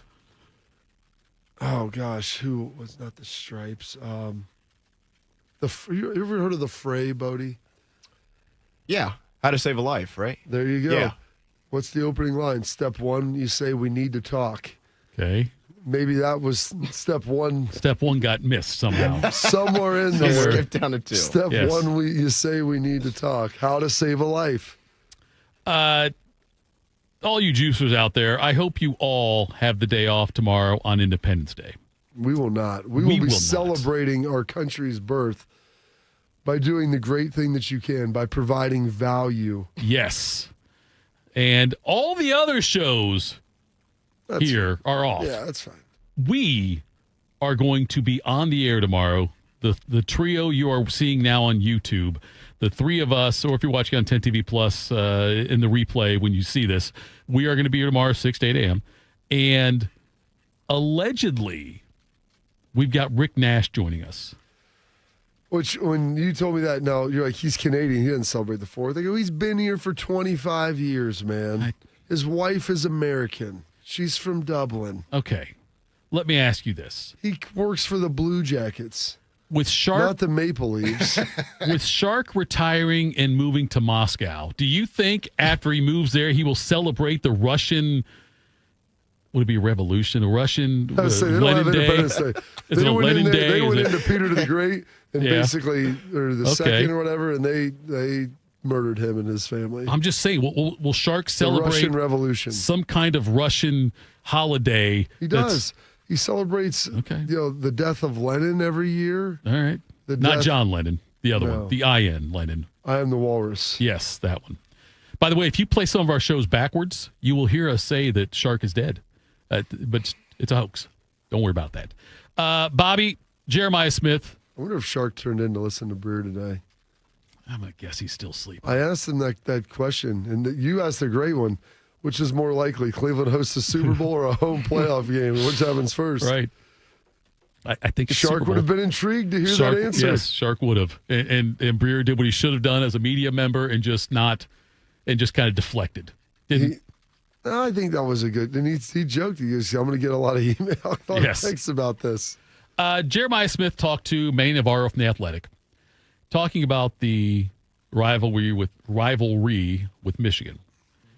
This is what he said. I'm not a sore loser, but I hate losing, and losing to that team up north was pretty crazy. In the end, I think it really helped us play the way we did in the playoffs, but I didn't want to go to Ohio State and lose to that team up north. I just hate them. Just something about them. For the next 2 years, I promise you, I will not lose to them. I can't lose to them in the next 2 years. Call your shot. Okay, first of all, he just declared I was going going to to say he's not sticking around his senior year. No, we've just now gotten the official word that he is declaring for the NFL draft after his junior season. I mean, that's maybe the worst kept secret probably yes, around. I know. But Bobby People talked about him being a top 5 pick this year. Or yeah, top 5 pick coming out of high school maybe even. But nonetheless, is this cocky? Is it confident? Is it all those things? Because I'm not saying I disagree with him, and I like the fact he's saying it, but it is a pretty big statement to make, is it not? After what Ohio State's been through the last several years with Michigan? So if you're Ryan Day, I always try to put myself like in a player's perspective, how the coach look. As a fan, you love this. Right. People worried that college football with conference realignment, NIL, transfer portal, like that it's losing its fastball. And people wondered, hey, with the 12-team playoff, the Ohio State-Michigan game, that you can still lose to Michigan and win a national championship. Would that impact the rivalry, like the passion behind it? And I go, I assure you, you asked Ryan Day that the first 3 weeks of December were not pleasant. Yeah. And being in Columbus, Ohio was not pleasant. And so while I've told people this, while it may not have the impact on the outcome of your season, yes, you can still achieve goals and maybe lose a game or two. The emotional impact is still there. So while Ohio State lost, went 10-2, got in, won the national championship, that's all fine. That's all well and good. But in the immediacy after that game, right, the following weeks, like it mattered. It mattered a lot. And listening to Jeremiah Smith talk about it, it matters a lot. Is he probably the only guy that is able to say that and do that? Probably. I appreciate, Bob, the way you described that, because I have struggled to find the right way to put that out there. It's tough. It took me a long time to kind of figure it out. And like, how does this work? And I go, you just have to decouple it. Yeah. You go, there's two things that can be true. And I know we live in a society now where, like, who knows what truth is, and everybody wants to get on a fence and yell at the other person on the other fence and just tear down this fence. Tear down this wall. Yeah. Ich bin ein Berliner. There you go. Ich bin Buckeye. Mr. Gorbachev, tear down that wall. But I go, you have to be able to decouple this. Say two things can be true. Yes, the outcome of the game matters less from an overall record and success standpoint. But the outcome of the game still matters immensely to the general psyche and emotional level of the people that follow that game.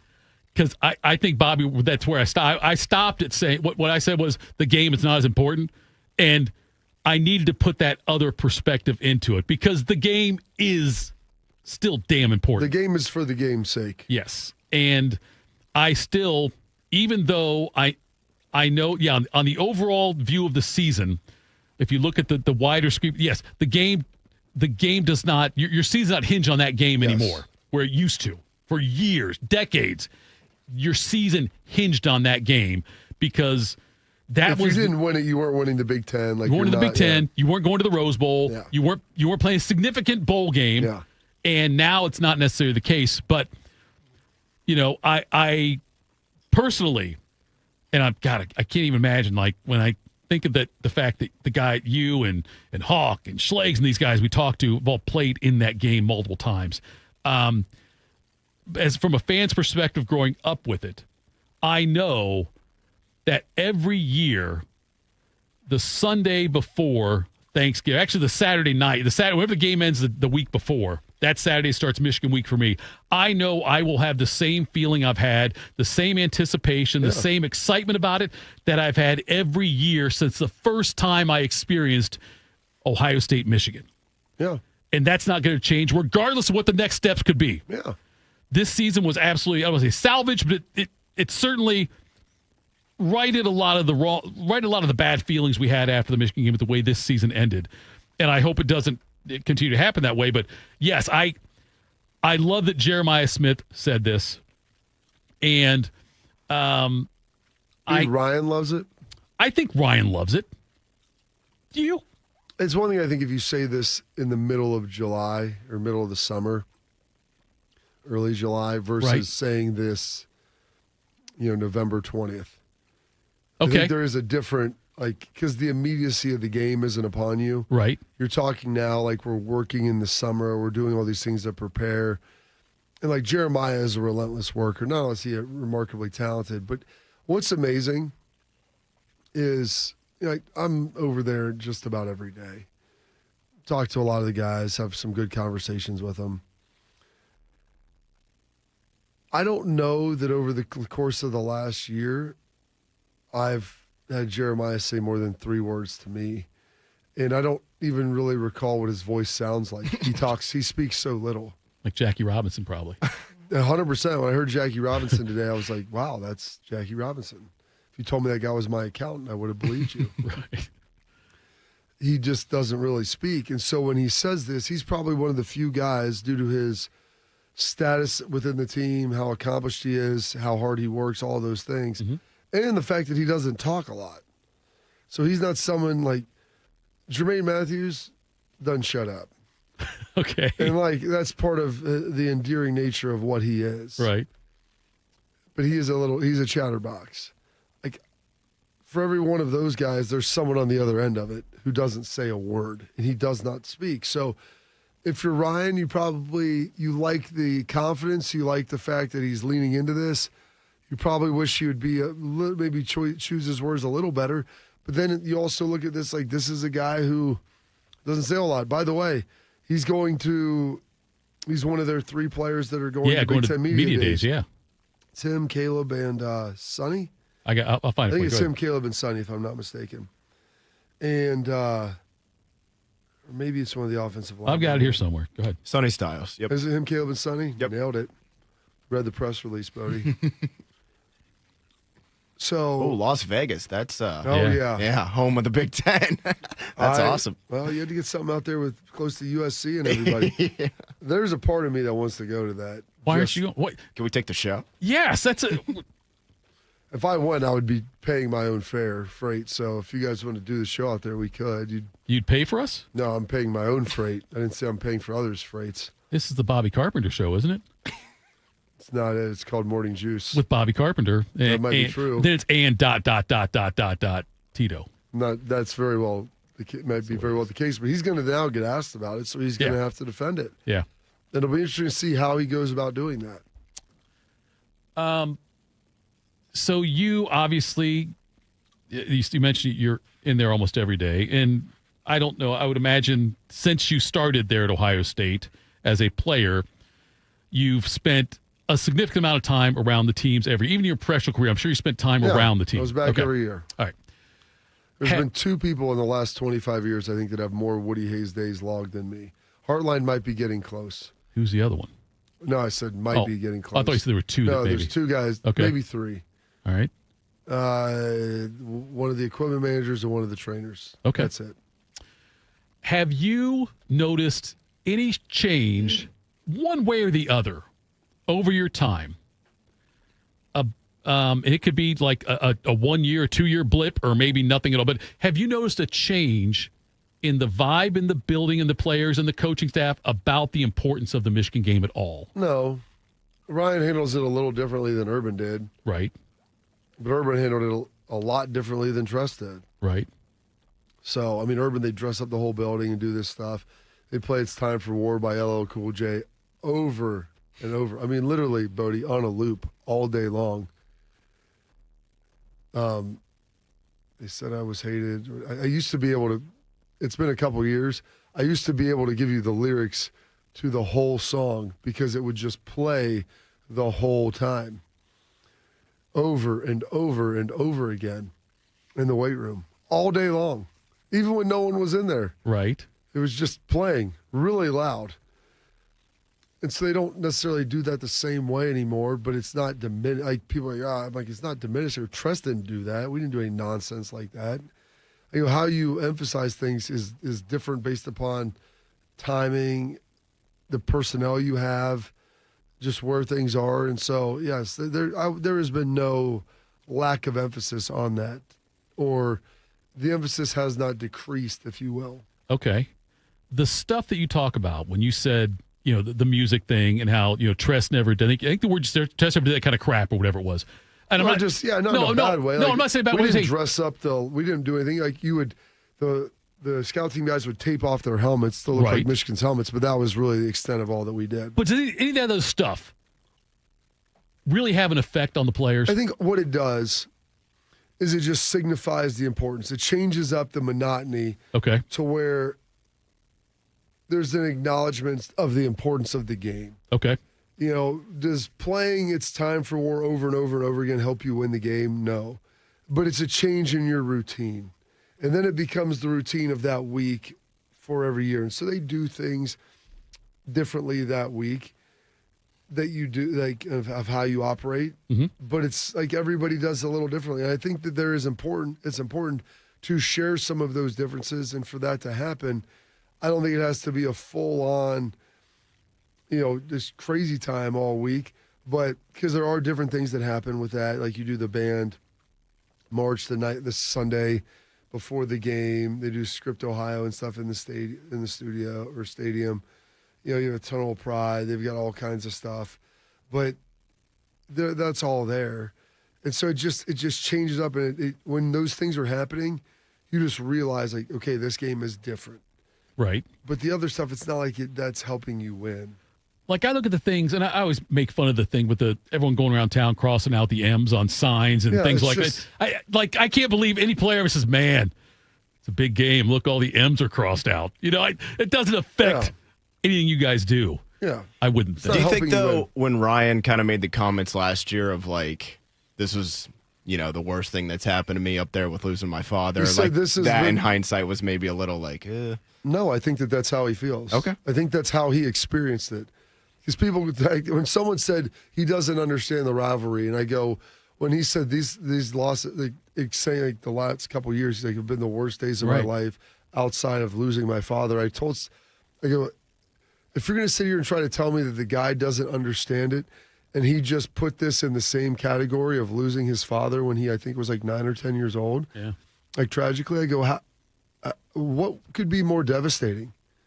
I don't think he regrets that at all. I think that's literally, Bodie, how he felt about that moment. Like, that's how much that means to him. I also think, too, the whole, doesn't understand it. There's always going to be people from here who it just, not to sound like the SEC, it just means more. But it's like, it's always going to be a little bit different for people who are born and raised in it. But who's been arguably the best Michigan killer of the last 10, 15 years?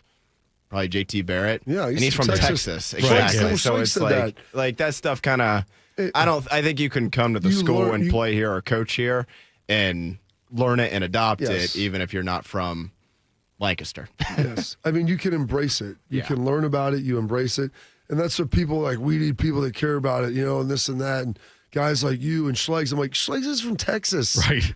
He didn't even play here all 4 years. He transferred in from Air Force. Right. He was here for 3 seasons. One was redshirted. So, it wasn't like because I didn't know about it. I'd watched the game, but I didn't experience it and understand all of the elements about it like maybe you didn't. I told people, I wasn't the biggest Ohio State fan growing up either. As I got into high school, I kind of leaned in a little more, but I didn't know about any of those traditions. And hell, my mom went to school here.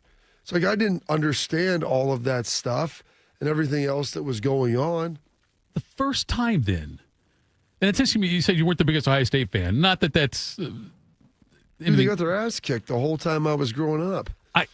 But I'm saying, so do you think that then the first time you were getting ready to walk on the field to play against Michigan, I wonder if there were, and Bobby, that damn fly. Listen, you keep waving your hand, and I'm worried that you're telling me to be quiet or you got something to say, and you're trying to get a fly. But anyway, then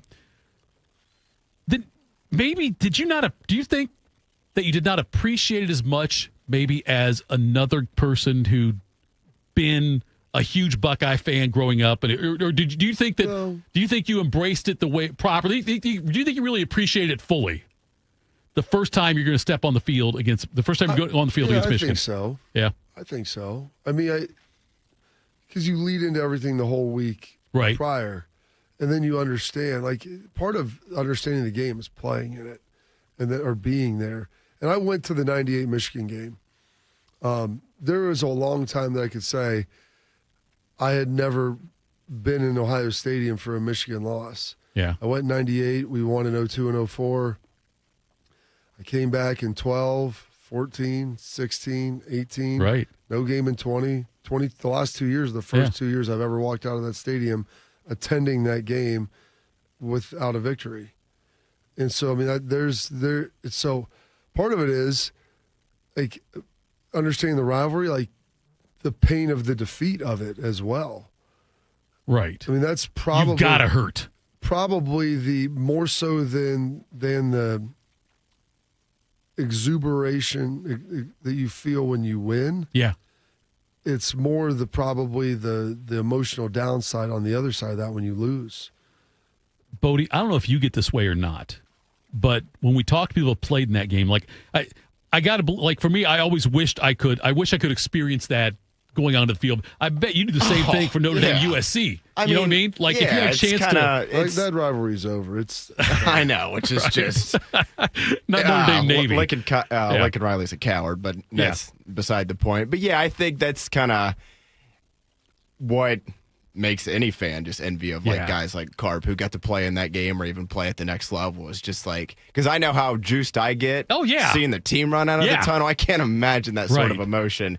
If you got the helmet and pads on to do it, honestly, in any game, but especially in the rivalry games. And I think that's where, not to go on a whole different tangent, but I think that's where college football is playing a very dangerous game. It's very true. With where we're going with some of this stuff, because I know there's a lot of people who maybe don't care about Oklahoma State and Oklahoma playing Notre Dame, USC, and on and Texas, on. But there's a lot of people who do. Yeah. And, well, they're back now. They're back in the SEC. I know. But that's, I don't know, man. I don't think you want to. I do think that Bears-Packers means a lot. Yeah. And Baltimore, Pittsburgh, but it's not the same thing. It's not even, I don't even think it's that close, to be honest with you. And I think if college football strays away from that more and more, that's not going to be good for the sport. I accept, Bobby, that what I'm about to say, and I've said it before, I get blasted for. Tito's takes. It's going to have a Fitbit here. Here comes a Fitbit. It's a Fitbit. Ohio State losing to Michigan every so often is better for the rivalry. 4 straight, probably not as much. No, not as much. But I'm just saying. You have to, both sides have to have success. You brought that up. For it to Yes. be a rivalry. Yes. Like, that's just the reality, because you have to experience the pain of defeat for it to mean something to you. We will go watch a Batman movie if the Joker's the villain. If it's Batman and, say, the Mad Hatter, not as interested. And so Ohio State needs Michigan to be the Joker and not the Mad Hatter. Yes, you're right. 4 years in a row, not good. But for the rivalry to exist and to thrive, they need to have both teams need to win at some point. Yes. I would say, too, if I can jump in real quick, as somebody who is kind of, look, I don't like Michigan either, but obviously Notre Dame fan. When Michigan won in 21, it was honestly like I couldn't believe it. Yeah. Because the 2011 game was just kind of, I'm sorry, that didn't count as much as some of the other ones with all the circumstances surrounding Ohio State. Yeah. And so, the fact that they've ripped off 4 straight as somebody who's younger and was just fully expected Ohio State to win. Even that day, if you go back and kind of watch the game, like Michigan kind of kicked their ass in the trenches for 4 quarters. Up front. But even when Ohio State was like trailing late and Stroud was kind of trying to drive him down the field, I fully was just like, yeah, he's like, they're going to score and they're going to win. And Michigan's going to be like, it was just, you couldn't believe, almost using your superhero movie thing. Yeah. Like it was like watching Batman lose. Like, but that doesn't actually really happen in the Doesn't movies. actually happen, no. All right, that was fun. Coming up next, we'll tell you what's got us juiced. Morning Juice. Hey, it's Bobby Carpenter. I know what it's like to be stuck in that cycle of pain where you're trying to get better. You keep going to the doctor, steroid shots, surgeries. Do not go down that road anymore. Go see my friends at QC Kinetics. They will help treat you without going under the knife and without the meds. QC Kinetics are the leaders in regenerative medicine to help your body heal itself. And I should know, I've been a client there, and they helped me with my knee get back to the running in the summer and going whitewater rafting and all of the things that you enjoy. And this is the critical part about my friends with QC. 92% of patients report satisfaction with their results. That's peace of mind. It's not just a number. They're trying to help you. They're the second opinion that you're looking for to keep you from getting under the knife. To find out if you're a good candidate, go check them out at qckinetics.com/Columbus. The consultation is free, or call 380-284544. That's 380-284544. They have offices all over Central Ohio, so go check them out. Once there was a man who couldn't stand. A mom who couldn't wait. A scientific community that said it couldn't be done. And then you. And then I. And then we. Brought neuromuscular disease into screaming color with the Muscular Dystrophy Association. For 75 years, our voices have thundered through the halls of Congress. We've willed the impossible into existence. We've pushed the science, raised the funds, shifted the narrative, and transformed the reality of life with neuromuscular diseases. For 75 years, we've built communities together. Established the field of neuromuscular medicine, and made it thrive. Call that a legacy. Call it impact. Call it momentum. Just call it ours. Because it's the generations of community heroes that give MDA the strength we have today. And until neuromuscular disease is a thing of the past, you couldn't stop us if you tried. Join us and celebrate 75 years of breakthroughs at MDA75.org. For the past 100 years, Shriners Children's has become family to over 1.5 million kids. In tough times and good times, they're there when we need them most. Please go online right now to loveshriners.org. Your child is sick. With those 4 words, the innocence and joy of childhood disappears. But Starlight has taught us 4 other words that make all the difference. The power of play. Happy kids heal faster. That's why Starlight Children's Foundation delivers happiness through gaming, toy deliveries, and more to hospitals across the country. Learn more at starlight.org. What would it take for my child to only miss half a day of school for treatment? What would it take to fund a cure for childhood cancer? It would take all of us to come together to support the research. Join us. Go to childrenscancer.org today. One man is a national champion, NFL veteran, and local business leader. The other man is Tito. This is Morning Juice. Sponsored by Riverside Bank of Dublin. Here's Bobby and Tito. You need a bank that truly values local businesses in our town and the opportunity to work alongside them as partners, whether you're a big business or a new operation. Riverside Bank of Dublin has the right tools to do the job for you. Riverside Bank of Dublin has the experience of working in Central Ohio. They understand the business climate in our area, and they'll help you reach your goals, whether you need an SBA loan to get your business off the ground, a line of credit to keep your business running smoothly, or equipment financing to get your business up to scale. Riverside Bank will tailor the solutions to fit your needs. Visit them at riverside.bank or stop in to get to know them at 6300 France Road. Riverside Bank of Dublin, member FDIC, equal housing lender. What's got you juiced? Sponsored by Billiards Plus. Find your next grill and everything you need for the master griller. Billiards Plus on Dublin Center Drive in Dublin. Oh, Bobby, it's Thursday, which means I still don't go first. We get Schlegs first here?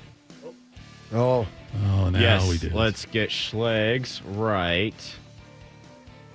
No. Me and Hunter fished, no shirt on the entire time. I'm super tan. I'll tell you this, tan fat looks way better than pale fat. I'm just saying. I mean, like, I'm not, like, all about it, you know, like my body right now, but it looks way better when I'm tan. And my hair, I think, looks thicker. That was from last week. Like, Shark was still cutting and putting stuff in there. They told me, Shark's like, normally each time Schlegs comes on, I try to grab one more bite each time. I'm like, all right, I will do the same, Tan Shark. fat is better than pale fat. It's a great one. Bodie, what's got you juiced? Yeah, what does have me juiced, still getting used to fading out the music. That still throws me off a little bit because normally I don't have to do that. I haven't done that for the last 7 years, so trying to get caught up on that. What does have me juiced, though, this is all for Shark right here. Saw this yesterday evening. For the 7th time in his career, Jose Ramirez is heading to the Midsummer Classic. That'll take place on July 15th, just in a couple weeks here.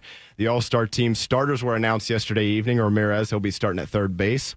for the American League, of course. It'll be his 4th time starting for the American League, and his 7 All-Star appearances is now tied for second most in Cleveland Indians / Guardians franchise history. That is tied with Shark. If you're listening, I hope I get these names right for you. Lou Boudreau, Larry Doby, Ken Keltner, and Bob Lemon. So pretty good chance for Jose Ramirez to hopefully make it at some point in the next few years one more time to tie the most times there in franchise history. Also, you guys mentioned this just a little bit ago, but in case anybody missed it, everybody else is going to be gone tomorrow, but the 3 of us will be right here, 6 to 8, HD3, YouTube, the fan app, where else? 10 TV Plus, 10 to noon, I think it is, right? And but also nevertheless, join us at 6 to 8. That's the fun time. You got to catch it. Hey, got to catch it live.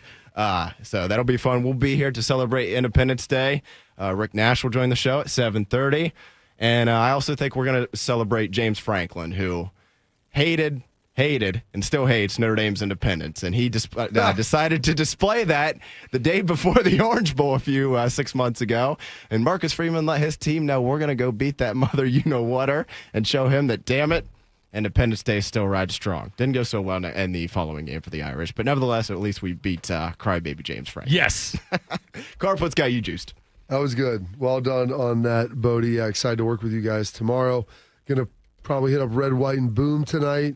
Then we'll check out some local fireworks tomorrow. Excited about that. Maybe let off some of my own fireworks as well.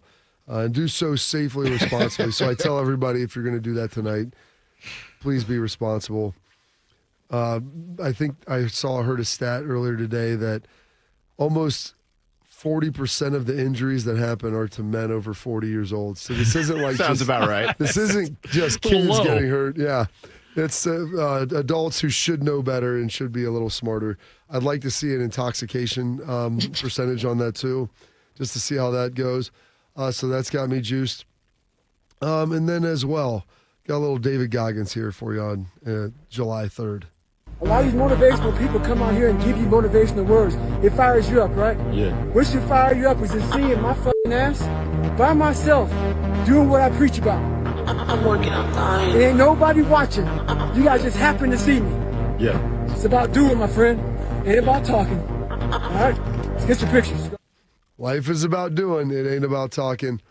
And we've got an unbelievable 249 years to celebrate tomorrow. So hope to hear everybody tomorrow. Hope to get that rolling. Juiced up about that. And hit off. What's got you juiced? Well, it's got me juiced a couple things. One, and at some point, maybe never, maybe we will, I don't know. We will maybe not refer to Shark as much as we have, but I will tell you that Shark, if he were here today, I promise you would have been juiced about Clayton Kershaw getting 3,000 strikeouts, becoming the 20th pitcher to do it. So fourth lefty, I think. Right? Yeah, fourth lefty. There have been 24 pitchers with 300 wins, but only 20 with 3,000 strikeouts. So it's a big deal. Shark absolutely been juiced about that. The Ramirez thing, you would have as well. The Guardians, by the way, I don't know if we ever talked about this on the air. I don't think we did yet, Bob. But when I reached out to the Guardians about Shark's retirement and just asked them to send a video or something they could, Hamilton, Rick Manning, and all that stuff, and they sent Shark a nice nice Guardians bag. Indians. I'm saying for Shark. Shark would say Indians. A nice Indians bag, and in it was a team flag and a nice handwritten card by their I think it's a VP Community Relations, and then a really sweet Jose Ramirez autographed jersey. Very cool they did that, and I know Shark appreciated that. But so that has me juiced. Also, Bob, I got a new truck. There we go. I don't know what kind it is because technically I didn't get a new truck, but one of my best friends got a truck. And what that means is I have access to a truck, which is big news. I drove by his house last night. We did the golf cart thing. And I saw the truck, and he said he got it. And I told him how excited I was that now I have access to a new truck when stuff needs to get moved or hauled around. And so Heather can call him to help dump off the yard waste. He actually said to me, "Don't tell Heather about this because I don't want to move any furniture." And then he said, "I said, you know, look, this is how This is how my mind operates. I've got a really good friend with a big chunk of land out in Canal with an in-ground pool, a hot tub, all kinds of vehicles, and kids can go out there and run around. So I don't need a pool. I don't need a hot tub. He's got one. I don't need a boat. I've got a friend with a boat. I don't need a camper. I've got a friend with a camper. Okay? Now, the truck thing now helps out. And what he said to me last night, I told him, I'm bringing it up in the air. I'm going to talk about this. He said, hang on. Doesn't Carpenter have a truck? Yeah. And I said, yeah, but Carpenter and I's friendship is not on that level. But yes. But now, though, that you have a truck, Boothby is his last name. Now you have a truck. I now would not have to call Carpenter for access to a truck. So it's a big day for me. I'm pretty excited about it. And it's a black truck. I'm not sure what brand. I don't know if it's a Toyota, Ford, whatever. It's Chevy. I don't know what other. But, it's a new truck. It's a pickup truck. It's a pickup truck. It's a new truck. And I told him how happy I am, and I did not see this coming. That's good. I'm glad you're celebrating your friend's vehicle purchases. I mean, if you need me to slide over with my Tundra, I can do that for you. You're a lot busier than him, though. That is true. Honestly. That is very true. When people ask me to do stuff, I'm like, yes. I'm more than willing, but I have time frames that I have to operate on. Right. You're like, hey, I've got from 10 to 10:15 or something like that. And so... I appreciate that. You said it publicly on the air. It doesn't mean you do it privately, but I appreciate the sentiment nonetheless. That's good. But yeah, so that right there was a big day for me yesterday. Getting to that, we took the golf cart around. We rented the golf cart for the week. At some point, we got to buy one, but we just rented one for the week. And the kids, we tool around, drive around. They love doing that, and they go around and see neighbors. I'm juiced about the holiday tomorrow. Independence Day, I get excited for it. I know our community does it the right way, Bob. We do a good job with it, with the parade and the fireworks and everything. And I'm always excited about that. I don't sleep very well the night before, which means especially it'll be tough for me tomorrow if I don't get a good night's sleep tonight, because I'm going straight from the show to the parade. And then we're gas station ready, full throttle. I always the rest find of if you just start drinking earlier, you forget that you're tired. I was going to do that, but the fact is I got the golf cart, and you can still, you've got to be responsible-ish. It's LSV. What's LSV? Low speed vehicle. It is, but still, by the way, our golf cart caps out at 22 miles an hour. That's why it's defined as a low speed vehicle. Well, I'm saying they can't go over 25. If it does it change? Does the type of like all those kids' scooters and the e-bikes and stuff, they're all LSVs, low-speed vehicles. Okay. But I've got to be the responsible one because I've got friends coming over, and I got to transport after the fireworks back home and make sure it gets home safely. To be the shuttle bus? Because Heather's in that civic association thing, so she's not going to be able to sit with us during the fireworks. She goes out in the field and after. Lights them off? No. She and the group, they have to go out there and pick up all the debris after it gets done. Oh, there's a lot of debris. All that stuff. They got to get all the fireworks debris that comes down, and they've got to go out there and gather all of that, Bobby, right after. And then the next morning, she has to get up and go take care of the tables. So no, she's not even going to be available. Ooh. So yeah, I've got to be responsible. Now I'm not juiced. Have Artie drive it. He wants to. You think I would let Artie drive? Oh yeah, he'd be good. I think he'd be fine. All right, folks. Thank you so much for tuning in. Bobby, look, don't come in like JPP tomorrow. Try to be responsible with the fireworks and things like that. If you do set something off, have a good time. Red, white, and boom. If you see Bobby, give him a hug. He loves hugs. Thank you so much, folks. We will talk to you tomorrow. Morning Juice. Delaware County Veterans Services, here for those who served. Located on the ground floor of the historic courthouse in downtown Delaware, our team of veteran county veteran service officers is ready to help you access VA benefits, emergency financial assistance, dental and medical grants, transportation, and more. Need a ride to a VA appointment facing a financial emergency? Are you or your spouse simply looking for answers? Then give Delaware County Veterans Services a call, 740-833-2010 to schedule an appointment. Delaware County Veterans Services. Hi, I'm Kim Holderness. And I'm Penn Holderness. You don't have to have an amazing race to the doctor, but you should make time for routine cancer screenings. I schedule my mammogram and other cancer screenings around my birthday and then treat myself to lunch. I do too, because, of course, everyone likes lunch. The C word can be scary, but routine screenings can detect cancer before symptoms appear. And early detection equals better outcomes. Go to preventcancer.org to find out which cancer screenings you need. You know what hope is? Hope is action, carving a path forward even when it's hard. And kids who still know how to dream. They're the best pathfinders of all. So at Child Fund, hope means helping millions of children living in poverty worldwide to grow up healthy, educated, skilled, and so all those good things can come true for them, safe. And that means safe at home, safe at school, and safe online. Hope means walking this path together, all of us. Because when we work together, we can do so much more. That's right. Hope includes you. Child Fund, because we need each other. To learn how Child Fund works with children in 23 countries to help them achieve their full potential, visit childfund.org. That's childfund.org. Hey guys, 13-year NFL veteran and Super Bowl champion Jason McCourty here, and I'm an innovation ambassador at FAIR, Food Allergy and Research Education. I would say the most challenging thing as a parent of a kid who has a food allergy is probably the ignorance that I myself had in the beginning. I didn't know what anaphylactic shock was. I didn't know the dangers, let alone the things that she needed to be able to have a normal life. When you go to drop your kid off, and every single time in the beginning, we'd have to go through everything she was allergic to. Preparation is everything. And me, for playing football for 13 years, it was all throughout the course of the week. It's getting ready for game day. When you're on the field, you're playing for your fans. At home, you're playing for your family. My playbook, read labels, keep it allergy friendly, and have an epinephrine nasal spray as a backup plan.